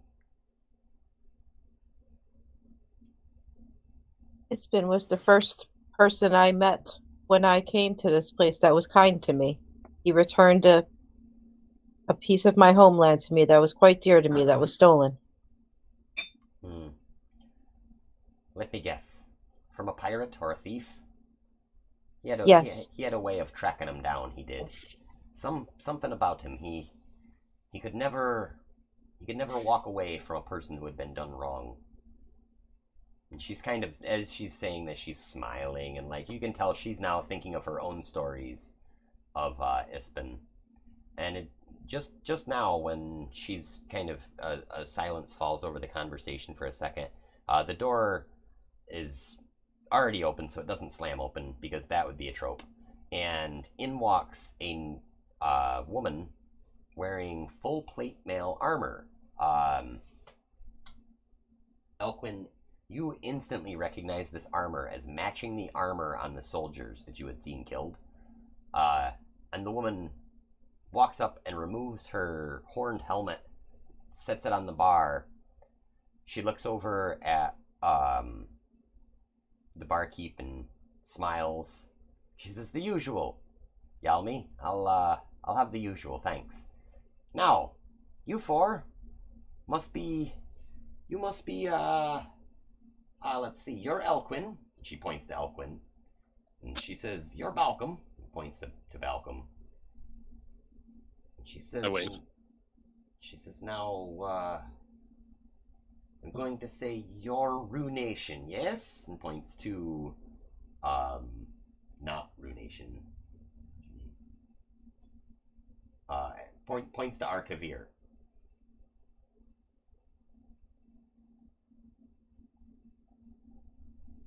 And she can kind of tell by the dismayed look on your face that she got it wrong. And she's like, "Oh, well, I guess 2 for 4 isn't bad, eh? I'm Beskin.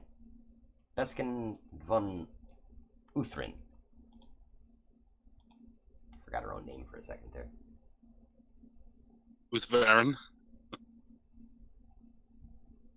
Ryan? I wrote her name down. Actually, show me the little name. Becklin Uthvihari. There we go. Baron. There we go. Yes, you're the knight of the salami. Yeah, the Solamnia, yes. Yeah, that's what I said.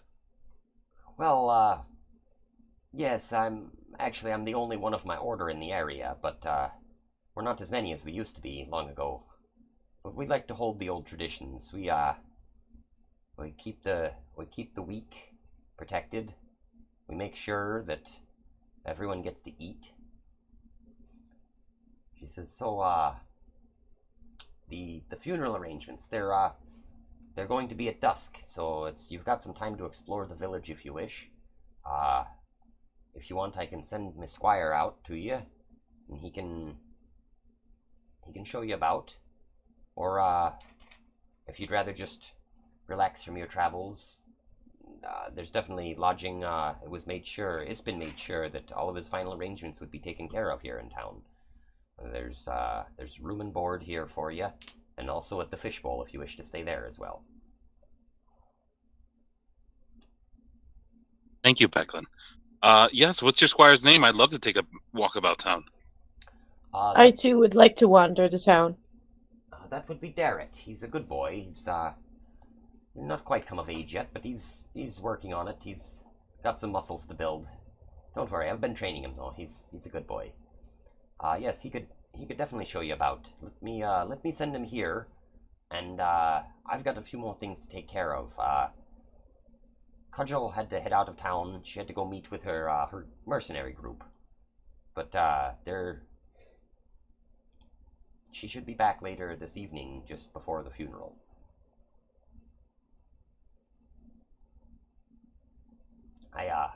Sorry it's got to be a drink and run, but I'm sure that we'll meet again very shortly. There's something I'm forgetting, but geez, I can't remember it right now. I'm sure it'll come to me. Well, off I go, she says. She grabs the large mug of beer, this kind of like lukewarm tavern ale, off the counter, and she pounds it down. And, Twispin. Twispin, she says. And she slams the mug down on the counter, to which the bartender kind of winces a little bit. And she plops her helmet back on her head and says, "No time like the present," and goes storming back out the door. The barkeeper. Archivir, I think she was fancier than you were. Yes, quite. Anyways, I'll see you guys later. Whatever, I'm coming Or- with. Okay. Yeah, I'm heading out. I want to head to the Kender wedding that we saw, or where the Kenders were. Okay. So yeah, you go back to the village circle, and you can see there is kind of like some general merriment going on, although there is occasionally you do see some people looking kind of, it's like a bittersweet moment because obviously Ispin was well loved in this village. He was a very popular person.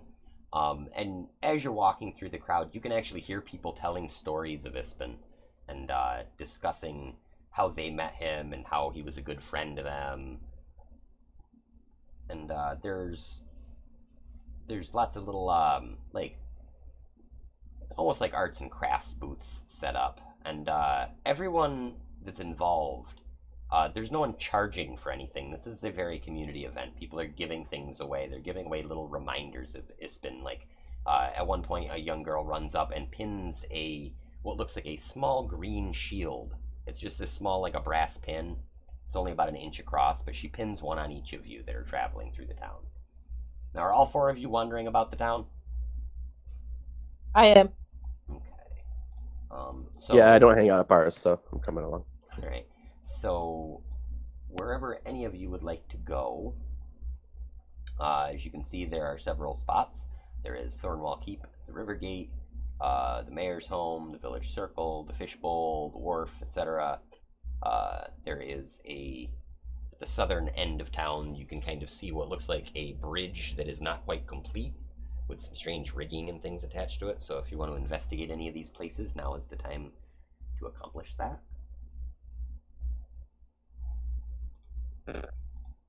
I always am curious to get of the waterways and such, so I head down towards the market and the docks there.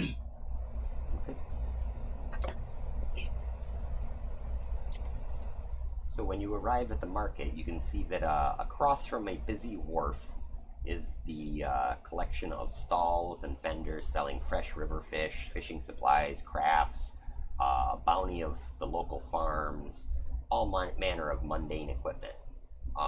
One notable stall is a Kender who sells intricate fishbone puppets that she designs in the shape of animals and sea serpents. I go over to take a closer look. I know very little of the surface other than what I've learned traveling the coasts.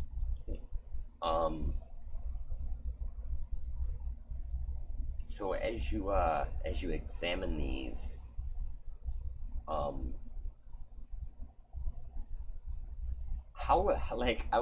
kind of am curious. Like as a Triton, I don't know how you feel as a like kind of fish person, right? Like, isn't that the background of them essentially? Well, I can breathe air and water, and I have an affinity with sea creatures, but I'm not a sea creature myself. Well, I'm wondering if you take sort of a vegan stance on this, seeing these fish bones turned into children's playthings. I'm uncomfortable but curious. So I think as you were walking over, the Kender... I'm sorry, Zach. Just give me 1 second, okay? Yeah, sure. I'll be right back. Yeah, all good. Well, she needs a second. Anybody else have a specific spot they wanted to go? Is everybody sticking together? I know you said you were headed to the village circle. Welcome. Oh yeah, it's like a fair. He's very excited. Yeah, absolutely. What would you like to be doing at this fair? Like, are you just checking out all the different booths and stuff, or? Yeah, I'm checking out all the booths and talking with other Kenders. Maybe pulling out a couple stones out of my pocket and try juggling and joining in the festivities. Absolutely. I would probably be looking around to see if there's a celestial temple anywhere. So you search high and low through the city, and the one thing that you notice is that there is not only not a celestial temple, there is no temple at all. There is nothing even remotely resembling a temple. Sorry, guys, I'm back. All good. Yeah, so as you are looking around the market and stuff, and you see these fishbone puppets, you approach the Kender, and she's kind of in the process of like entertaining a couple of kids with it, and she turns, and as she sees you, the smile fades from her face a bit, and she looks at you, looks at the puppet, looks at you, and then hides the puppet behind her back quickly. She says, "Oh, hello. How are you today?" I tell her, no need to hide them. I've been in this land long enough to understand that fish is a part of your natural diet. She says, yes, they're, I mean, we'd rather use all the pieces of them in the parts instead of just throwing them to waste. We decided that this would be a good use for them." Of course. I'm always interested in learning about the ways of your people. She says, so, do your people eat fish?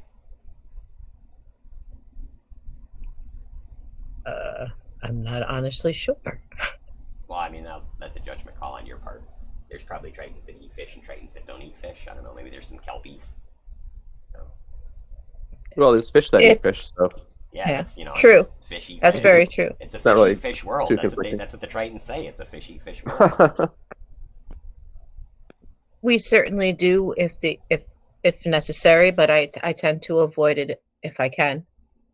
Ah, yes. Well, as you can see, our village relies heavily on the fish to feed ourselves. I will say though, we're much better than some of the larger communities. They use these big drag nets. We do it the old-fashioned way. And she points to a barrel full of these fishing poles. She says, "We've got some of the finest fishing pole crafters in all the land, all of Ansalon. They come here to Vogler to buy their fishing poles." And nod respectfully and say that's interesting. Would you care to try one out? She takes one No. out of the thing, sort of goes to hand it to you. I put my hand up, say no. I have an affinity with the fish. I have no need for nets or poles to bring them to me. She says, yes, of course. Well, perhaps this then. And she reaches down into the like underneath her stand, and she rummages around for a moment, and she takes out what appears to be an earring that has been crafted out of like old fishing lures and things. And she's like, "A decoration for you then, something to celebrate your time in Vogler." And she says, "See, it's an earring," and she hooks it through her ear, or it's a clip-on. I don't know. It's like just. I look at it with I take it from her looking at it with interest, pleased that she would that she would think of me. I ask her, how much is it? She says, no, it's a gift. Just celebrate Hispin. Thank you, kind woman. Is there any way I can repay your kindness? No. I've got quite a blessed life here. I love it here in Vogler. It's been my home for many years now, and I'm happy to have settled here with such good folk. Is it a symbol of anything? Does it represent anything?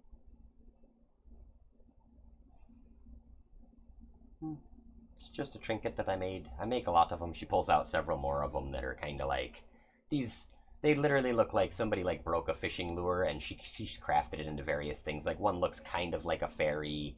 Like these are very knick-knack, bric-a-brac sort of things that clearly they're just like home arts and crafts, but no real value to them, but definitely something that took her some time to make.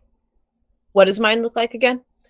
Yours looks like kind of a fish that is diving out of water. Like it's just this like kind of like a jagged edged wave underneath a fish where it's like reaching the water and coming out, and then there's like the hook is like where it hangs in your ear.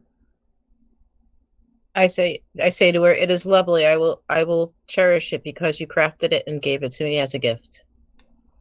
And I bow slightly to her. She looks a little bit confused, like nobody's ever bowed to her in her life, and she sort of like does like a little curtsy thing, like she tries to, so it's a little awkward. Let's see, so does anyone want to explore any of these other locations on the map here? We've seen the market. think that the lady who came in, did she say something about like they're like feeding the hungry and stuff? Or I mean, I guess like it sounds through a nation like there's an opportunity to do some charity work, and she goes looking for it, basically. Yeah, they like after asking, you could ask like the barkeep, and she would tell you Becklin is most likely headed back to Thornwall Keep, the three-story tower you had seen on the edge of town, and directs you how to get there. Um, Upon arriving, you see that Becklin has been running sort of a food drive in this area where like people have been bringing things to cook for the wake or the funeral services. Um, this is very typical with things like a funeral service. There's that like the large gathering afterwards, and everybody's decided to bring something, and she sort of collected it all here in order to transport it like to where it needs to be. Um, People from outside of town are dropping things off to her essentially. She's like, "Hey, are you feeding the poor?" She says, "Oh yes, well, this is all for the wake itself, but yes, we will be giving anything. All the leftovers will be sent home with the families here in town. Those that want most will get the most." Okay, well, I'm gonna help giving the food to the poor. Oh, that's very kind of you, dear. Yeah, I'm becoming good. She sort of looks a little confused at becoming good, but she smiles nonetheless, and she says, "Well, that's a lovely goal to have. We could use a little more good in this world." And she sort of Yeah. looks off grimly. At that moment, you hear a loud crash from the roof as you are currently standing sort of in the front doorway of this place, and you see what appears to be a small man or some sort of humanoid come flying off the roof with yippee! And it looks as though he's just flung himself from the catapult contraption that you saw earlier. However, when he comes within about 5 feet of the ground, he slows down to almost a stop and then lands lightly on his feet, turns around and says, Becklin! Becklin, did you see it? It's finally working! She says, That's nice, dear. Second. Scroll back up to my notes again.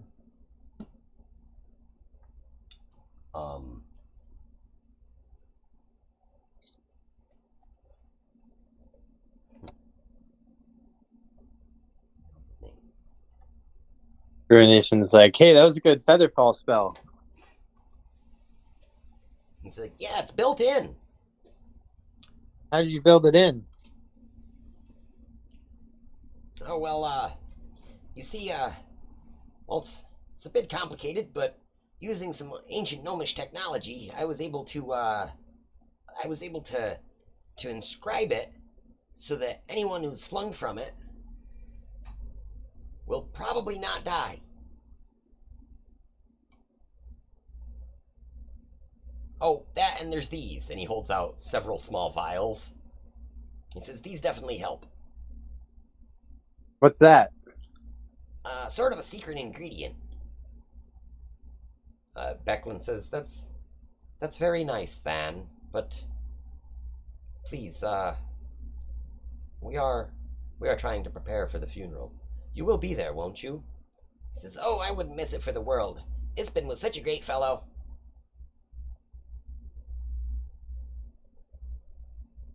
Okay, Ruination's new goal is to figure out what these things are, so she's gonna hang out with this guy.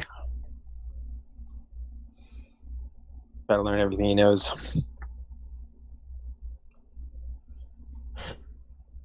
Becklin's like, so, yes, I could definitely use your help transporting all of this back down to the Brass Crab. You see, many people from out of town have been dropping things off all day, and it's getting to be a bit much. It's sort of what I was doing when I met all of you. Here, perhaps Than could help us, and he could elaborate on the way. He says, oh boy, road trip. She says, well, yes, just to the Brass Crab. I love that place.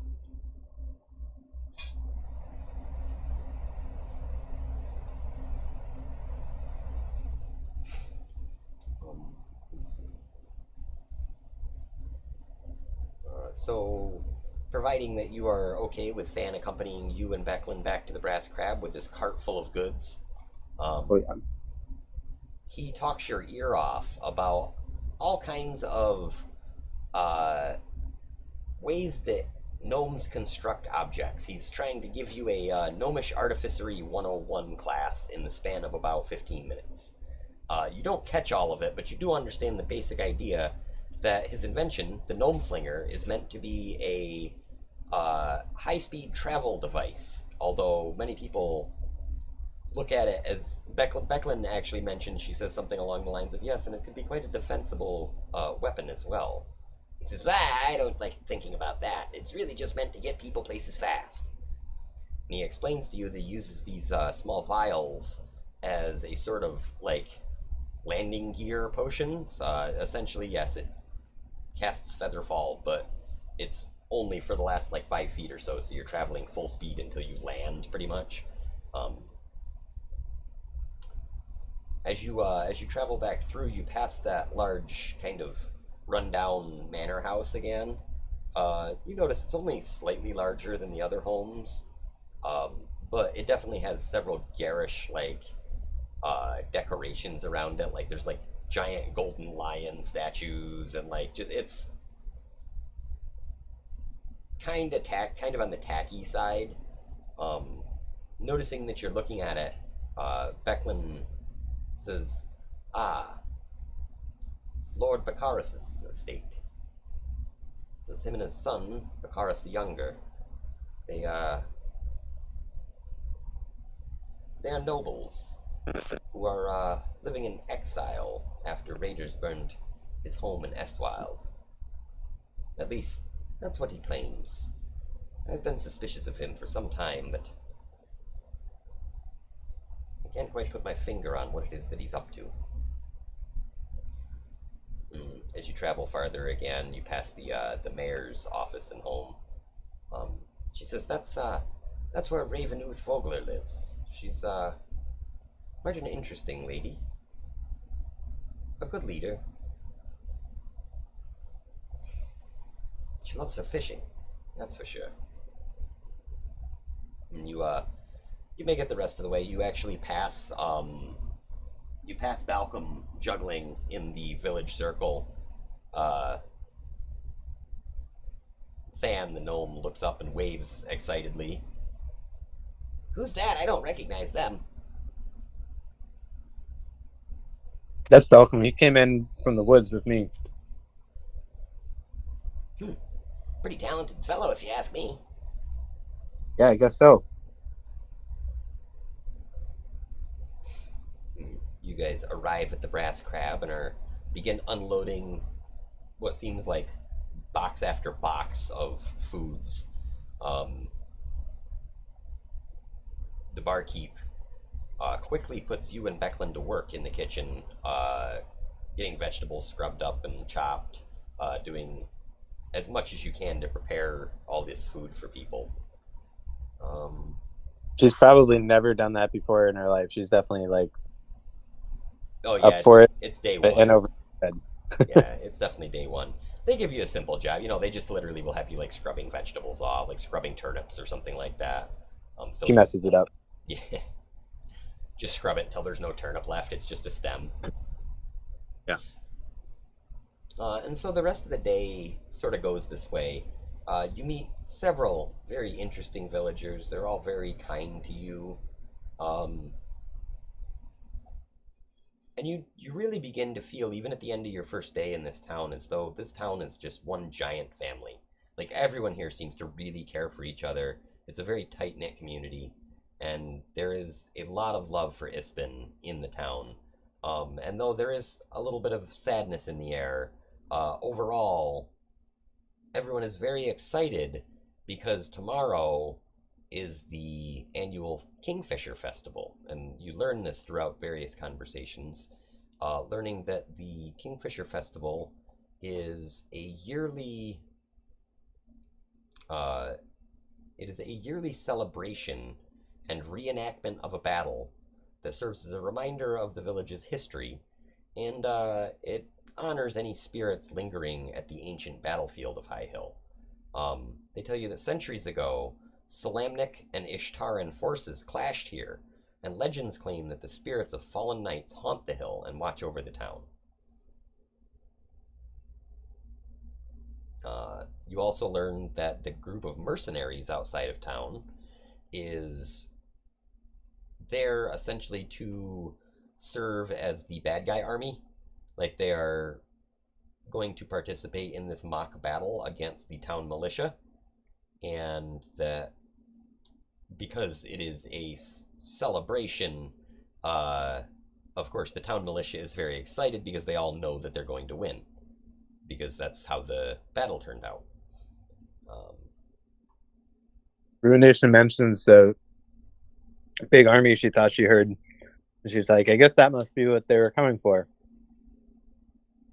Because it sounded like it was much bigger and further away than these guys. Roll me a perception check.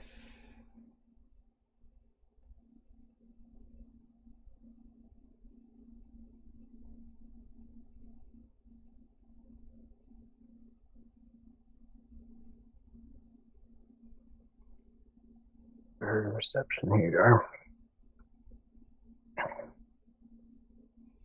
19. So when you describe the sounds,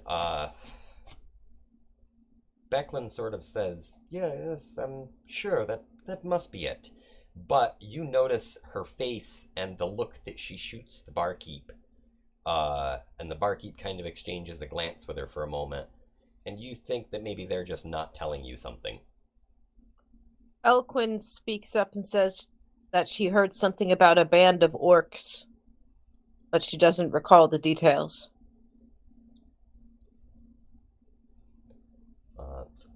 Becklin, assuming that you are back at the Brass Crab now with these guys? Oh, sorry. No, I'm not. My bad. Oh, okay. Well, did you want to say that to anybody else? No, actually, sorry. I completely forgot. I had a stoner moment and forgot that I was down in the market. I actually have something else I wanted to ask that lady at some point. Okay. Well, actually, that's a good point to jump from Runation over to you then. What would you like to ask the puppeteer? Part of the reason why I went down to the wharf and market area is because, as part of my backstory, the whole reason I ended up in Cairn, sorry, was because I was following a dragon turtle through a portal, and I wanted to ask if she had heard of any news of such a dragon turtle causing havoc anywhere. When you even say the word dragon, her eyes kind of get a little bit wide for a second. She smiles and she says, "Well, that's quite a tale. I've never even heard of a dragon turtle, no. That sounds like a terrifying beast, though, I must say. Why would you be following such a thing?" Because it's the only way I can get redemption with my clan is if I can find and slay the beast. I've been searching for many years to find it. Oh dear. Well, I wish you luck on such a quest, but no rumors of dragon turtles around here, thankfully. Our sailors wouldn't be too happy to hear about it, though, so if you're go telling that tale, I'd keep your voice down. The rumor mill has a way of getting around in this town, if you know what I mean. It was a long shot, to be honest. When I came through the portal, it was far from here. Well, you're lucky you found Ispin, then. If what you say is true of meeting him, then it could have been a much worse folk you've met. Yes, I agree. Thank you for your kindness. And I head back to the fishbowl. Okay. So let's say some time passes and it's approaching evening, and now you are all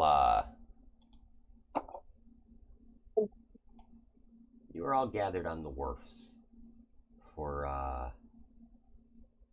the funerary procession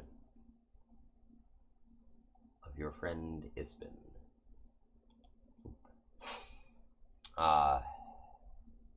As you reach the docks, Becklin finds you and introduces you to a female dwarf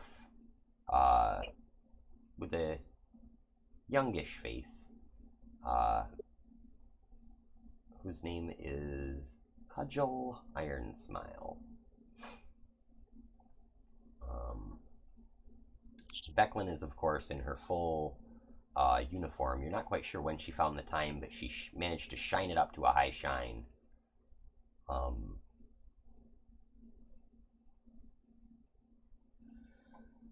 And the funeral itself takes place right at dusk on the dock extending from the rear of the Brass Crab. Many of the locals have gathered in small fishing craft in the nearby water. Becklin takes the stage next to a simple boat within which rests the body of Ispin Greenshield. Those who were closest to Ispin gather on the dock overlooking the Vingard River. There his body rests in this boat, wrapped in a shroud. A musician, the one that you had seen earlier in the corner, as a matter of fact, who now seems very sober, plays a soft song as the knight Becklin steps forward in her ornate armor. She smiles gently at those assembled, and her voice carries clearly across the water. You all knew Ispin as a friend, and there were none like him. Before he died, he told me this: there should be tales, not tears, for an old scoundrel like me. Make sure everyone knows my stories when I head off on the greatest adventure of them all. She nods, and villagers carrying the boat containing his body to the dock's edge, where she and Cudgel lower it into the water.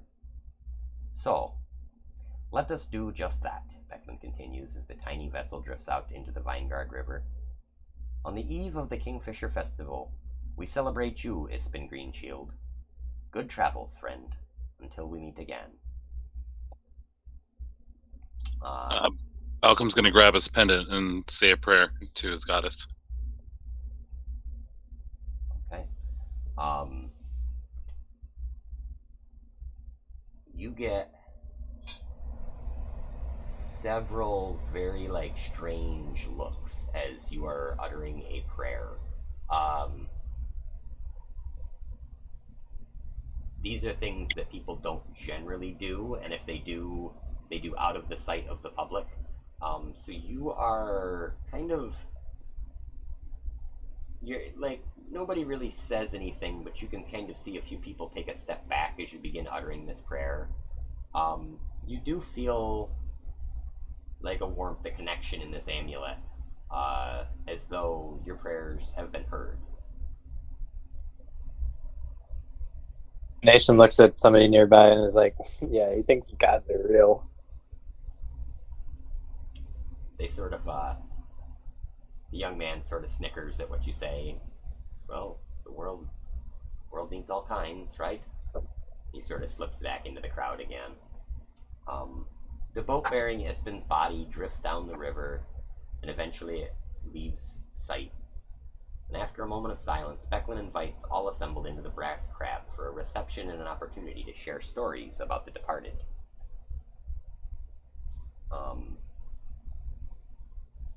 The funeral is simple, but very crowded.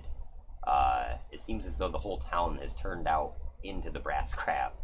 Yalmi, the barkeep, she's got bread, cheese, ale coming for the dozens and dozens of people that are here.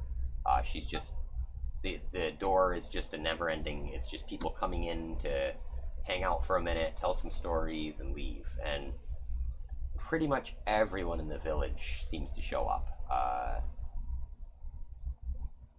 You have a brief opportunity to meet the Wharfinger, a man who goes by Umpton Lance.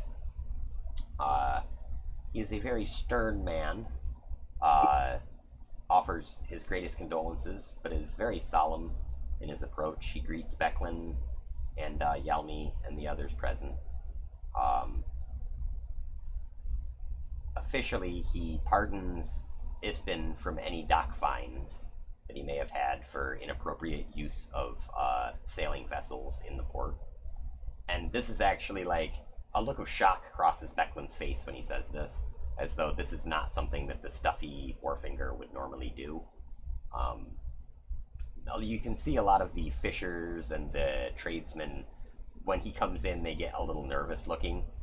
And as he leaves, another younger man that looks very similar to him introduces himself as Nessau. He tells you to forgive his father for his dour demeanor, and he says, if you need any favors at the wharf, please just come find me. My father is up earlier than any other fisher in the village, and to impose fines on those in poor repair of the boats, but he's usually gone by 7 o'clock, 8 o'clock in the morning, and I run the daily affairs there. I'm pretty happy to forgive any fines or forgo docking fees for you if you wish.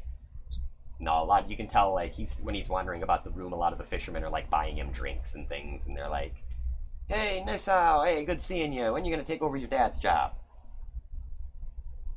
And there's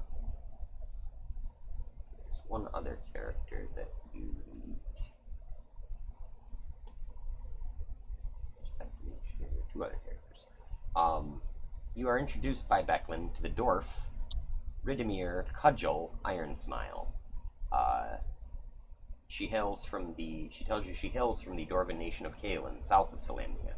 For most of her life, she adventured with Becklin and Ispin, earning the nickname Cudgel along the way. She tells you that she now commands the mercenary group outside of the town, known as the Ironclad Regiment. Beyond a life of fighting, she also tells you that she loves a good game of cards. And she tells you, if you have a chance, that this town serves the best fish pies in all of Salamnia.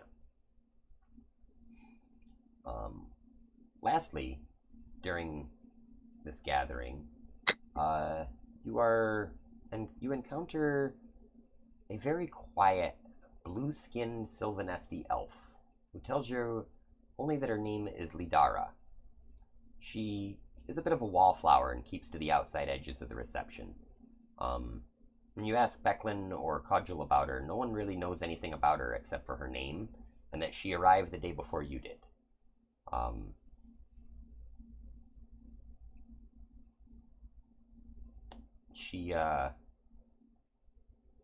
And that she claims to be a performer who knew Ispin. You try to approach her a few times over the course of several hours, but you find her to be a little bit aloof and evasive about how she knew Ispin. But she does express the greatest sympathy for you, claiming she's lost many loved ones in her life.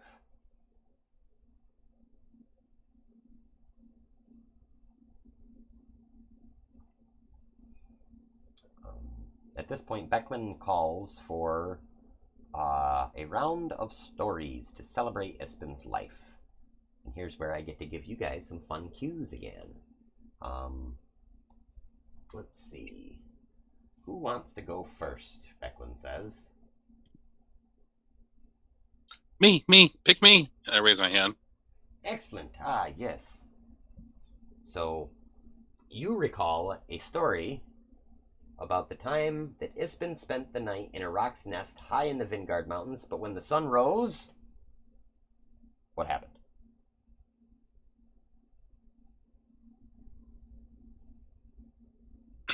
I'm sorry. He spent the night in a... So he spent the night in a rock's nest, like a big bird, Mm-hmm. high in the Vingard Mountains, but then when the sun rose, something else happened. That's where you get to fill the story in. This is so much fun for me as a DM, by the way. It turned out not to be a rock's nest, but a giant tree in the shape of a big bird. Nice. So everybody gets a good laugh out of that. And it's just, yeah, typical Ispin. He must have been drunk. Becklin says, "Oh, that was a wonderful one. I love it." What other ones amongst you has a good story of Ispin?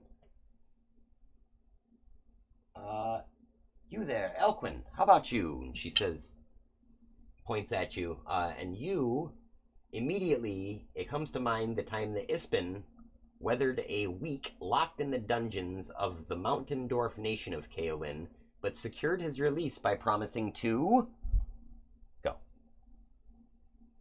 By promising to bring the dwarfs rare gems that they had given up on finding mining where they are. Becklin says, I remember that, yes. And then when he cut back here to town, he paid old Than to come up with all these shiny glass beads that were cut and faceted. It was probably more work than what the cost of the actual gems would have been. It was all for naught, too, because the dwarves immediately knew they were fake. He ended up having to pay them in gold anyway. Yes, yes. Ah, he was always such a scamp. And several other people in the crowd tell some stories as well. Let's see. Did Balkman... She points to you, Ruination, and she says, what story do you have? And one of the stories that Ispin told you when you were growing up was how for 3 days a trireme crewed by Minotaur pirates had been chasing his ship across the Blood Sea of Ishtar when finally...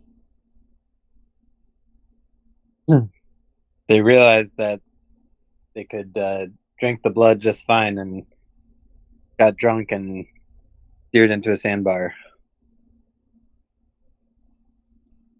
She's like, I don't really believe that story, but it's kind of fun to imagine. Becklin smiles and says, yes. He always would embellish certain parts of his story. It seems more likely that Ispin probably started floating bottles of his own booze back to them to get them drunk.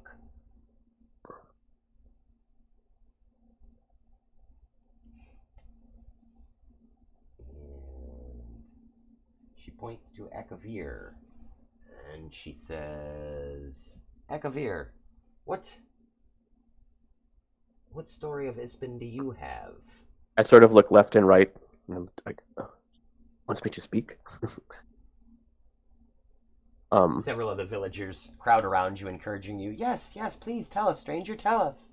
And you think of the time that the Lord Palanthas ordered Ispin arrested after the adventurer shaved the Lord's twin Salamnic poodles, but Ispin talked his way out of it by...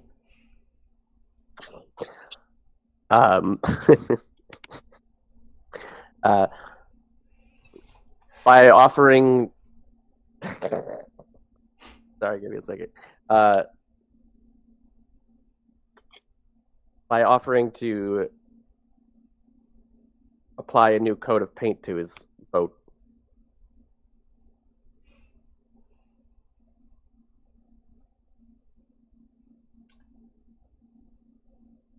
So, like, I like this even better because being that you're not like a social type character, it's like the story just falls flat and everybody's like, Right. Oh, yes, yes, that's very good.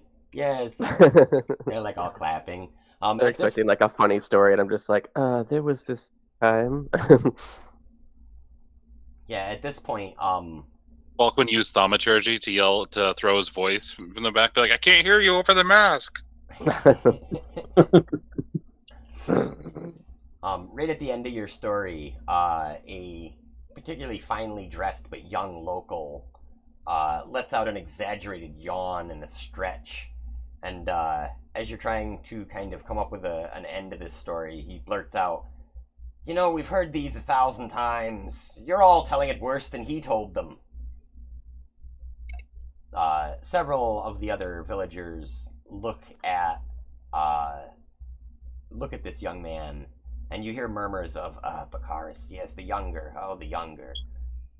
And he is... You hear the muttering things like, I bet you he's only here for the free ale, he's already had 4. But nobody directly confronts this guy.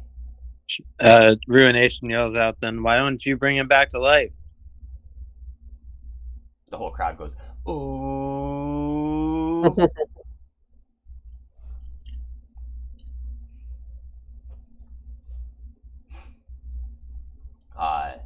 Standing up, Bakaris the Younger, he glances at you.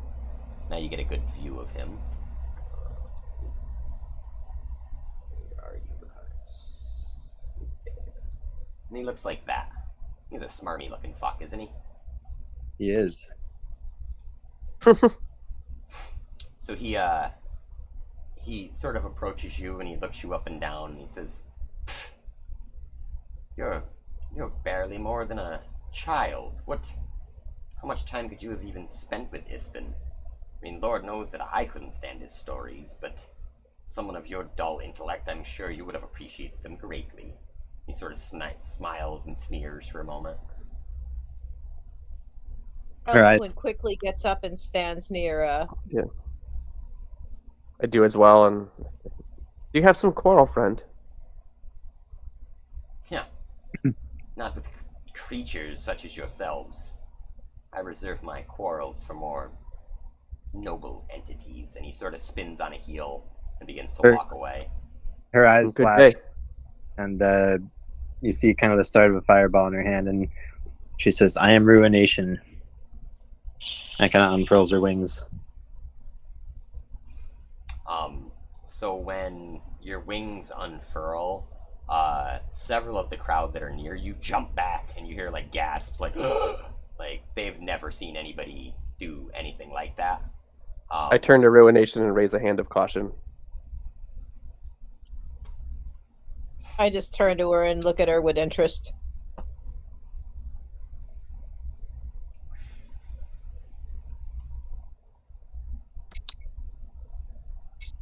Oh yeah, and I mean, I guess to be clear, she's not like throwing a fireball. She's just like Right.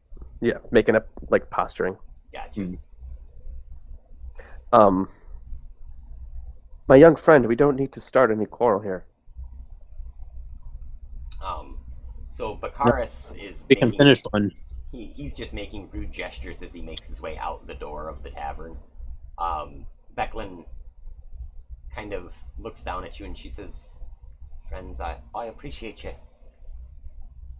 honoring Ispin's memory, but to be frank, Ispin wouldn't have wasted his time on that little piece of, it's not worth your spit. Just thinks that he's something special because his daddy tells him he is. Ruination kind of nods thoughtfully and chills. She kind of looks around and she says, Speaking of which, where is the elder? Everyone says, Bah, he didn't even show up. Probably counting his coins in his manor.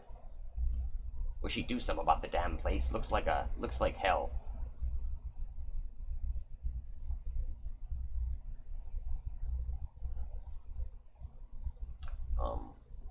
And yeah, these stories continue now. Like everybody kind of like there's like a brief break in the crowd when all this happens, but overall everyone is actually pretty content and pretty happy over the course of the evening.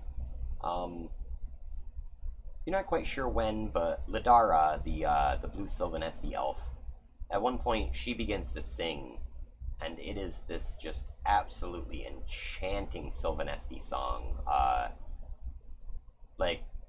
This is real Lord of the Rings, like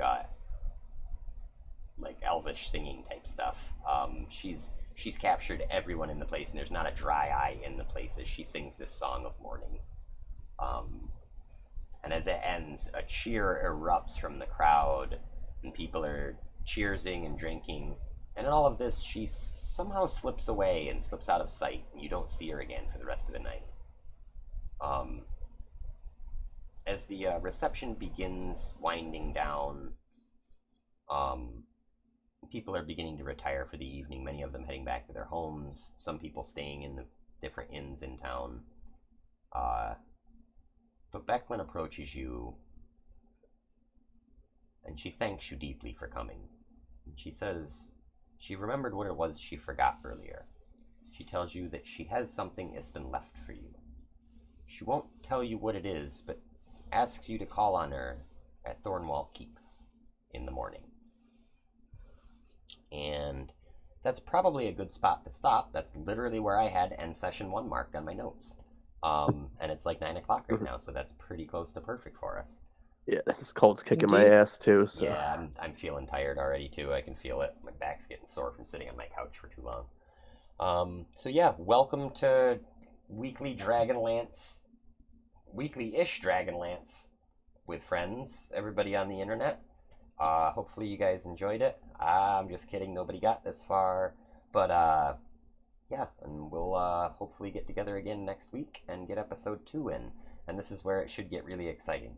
Now that you guys have established yourselves in town here for a day or so, and you have some interesting information to share with the town, it should be pretty cool. Sorry, there wasn't a little more action, but, you know, it's the first session. No, it was fun. Awesome. Yeah, definitely. It's funny to kind of wrap my mind around everybody's playing such a different character. Yeah, like yeah. Oh, I know. It's hard for me as a DM too. Like I definitely am not used to the names alone. I had to keep scrolling up and down the game log, being what the hell's her name again? I'll get used to it eventually, but like I kept having to stop myself from calling you like Arianth and Toan and stuff. And I'm like, no, I forgot. I've known you guys as those names for like 2 years now. I didn't realize like how embedded in my skull they were gonna be. I actually have the main page for the campaign up, so I could quickly look at the names, so I could see who you were talking about. Yeah. So the story shall continue next week, I guess, guys. All right. nice. For all you farmer crew, I mean everyone's invited, but the conference that I'm organizing is next weekend, and it's all available remote. So I'll drop info Cool. for it Yeah. all Yeah, around. sweet. Yeah, send a link. I'll take a link. I got my kid next weekend, but I don't guarantee that doesn't mean that I wouldn't pop in and check some stuff out. So are we skipping next week? Are you at the conference, Dave? Well, it's on Sunday. It's all remote. So, and it actually ends at like I think 4:00. So, yeah, I was thinking about calling off next week, but I don't think I'm gonna need to, and it'll probably be nice to have something to look forward to throughout the day. As long as you're not burnt Cool. out on being in front of a computer. Yeah, it's all right though. I feel like the way we play, it's easy enough to, kind of have my phone off to the side and then check the screen when I need to. But yeah. I mean, Oh, yeah, I think with this campaign it's going to relax. be easier too, because this one, like from what I'm seeing, so much of the tactical stuff they're literally relying on the board game. So I think if I do it right, if I plan everything out right, the board game seems like it takes about an hour to get through a session. So like we go 2.5 to 3 hours. So I don't know if we'll wind up incorporating it. I'll try the first session at least and see if everybody likes it, and if not, you can literally skip it, and it's just kind of told through storytelling instead. But if you guys like it, I've still got to incorporate it into Tabletop Simulator, so I don't know how that's going to go either. It might just be too technically fucking difficult for me to do. Like I say, it should be as simple as me taking a bunch of pictures and scanning them into TTS. And that shouldn't be too bad. It's just going to be a little bit time consuming, because it's an entire box of cut-out cardboard board game pieces to scan. So, the fortunate part is I haven't punched any of the stuff yet, so I can literally, I might even be able to throw it on my flatbed scanner and just be like, there's, all 5 pages, and then cut it all on the computer, and then get That'd be cool. Get it all set up that way. And who knows, if I do that, I keep checking, because I keep going, somebody will make this game for Tabletop Simulator pretty soon, and I won't have to. And nobody has yet, so maybe I'll be the guy that makes it for Tabletop Simulator this time.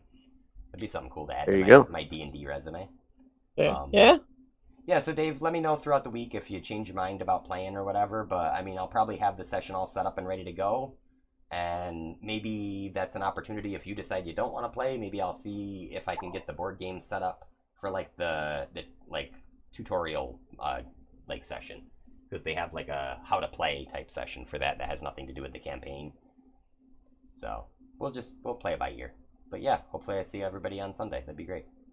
Yeah, I would count on it. I don't want to get Cool. everyone excited for something and then back out. And yeah, it'll work out. Awesome. Yeah, I Alright, don't good see luck any at the reason why I won't be conference. there. Yeah, definitely, Gabe. Bye, guys. Have a good All one. right, guys. Good night. Yeah. Night. Hopefully you feel better, Nick.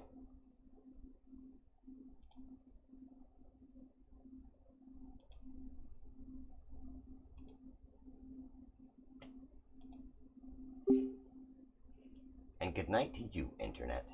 You sweet, sweet princes, wherever you are. No, I'm just kidding. You guys are dicks. You never watch it all the way to the end. So, you know, that's what I think. There you go. Enjoy.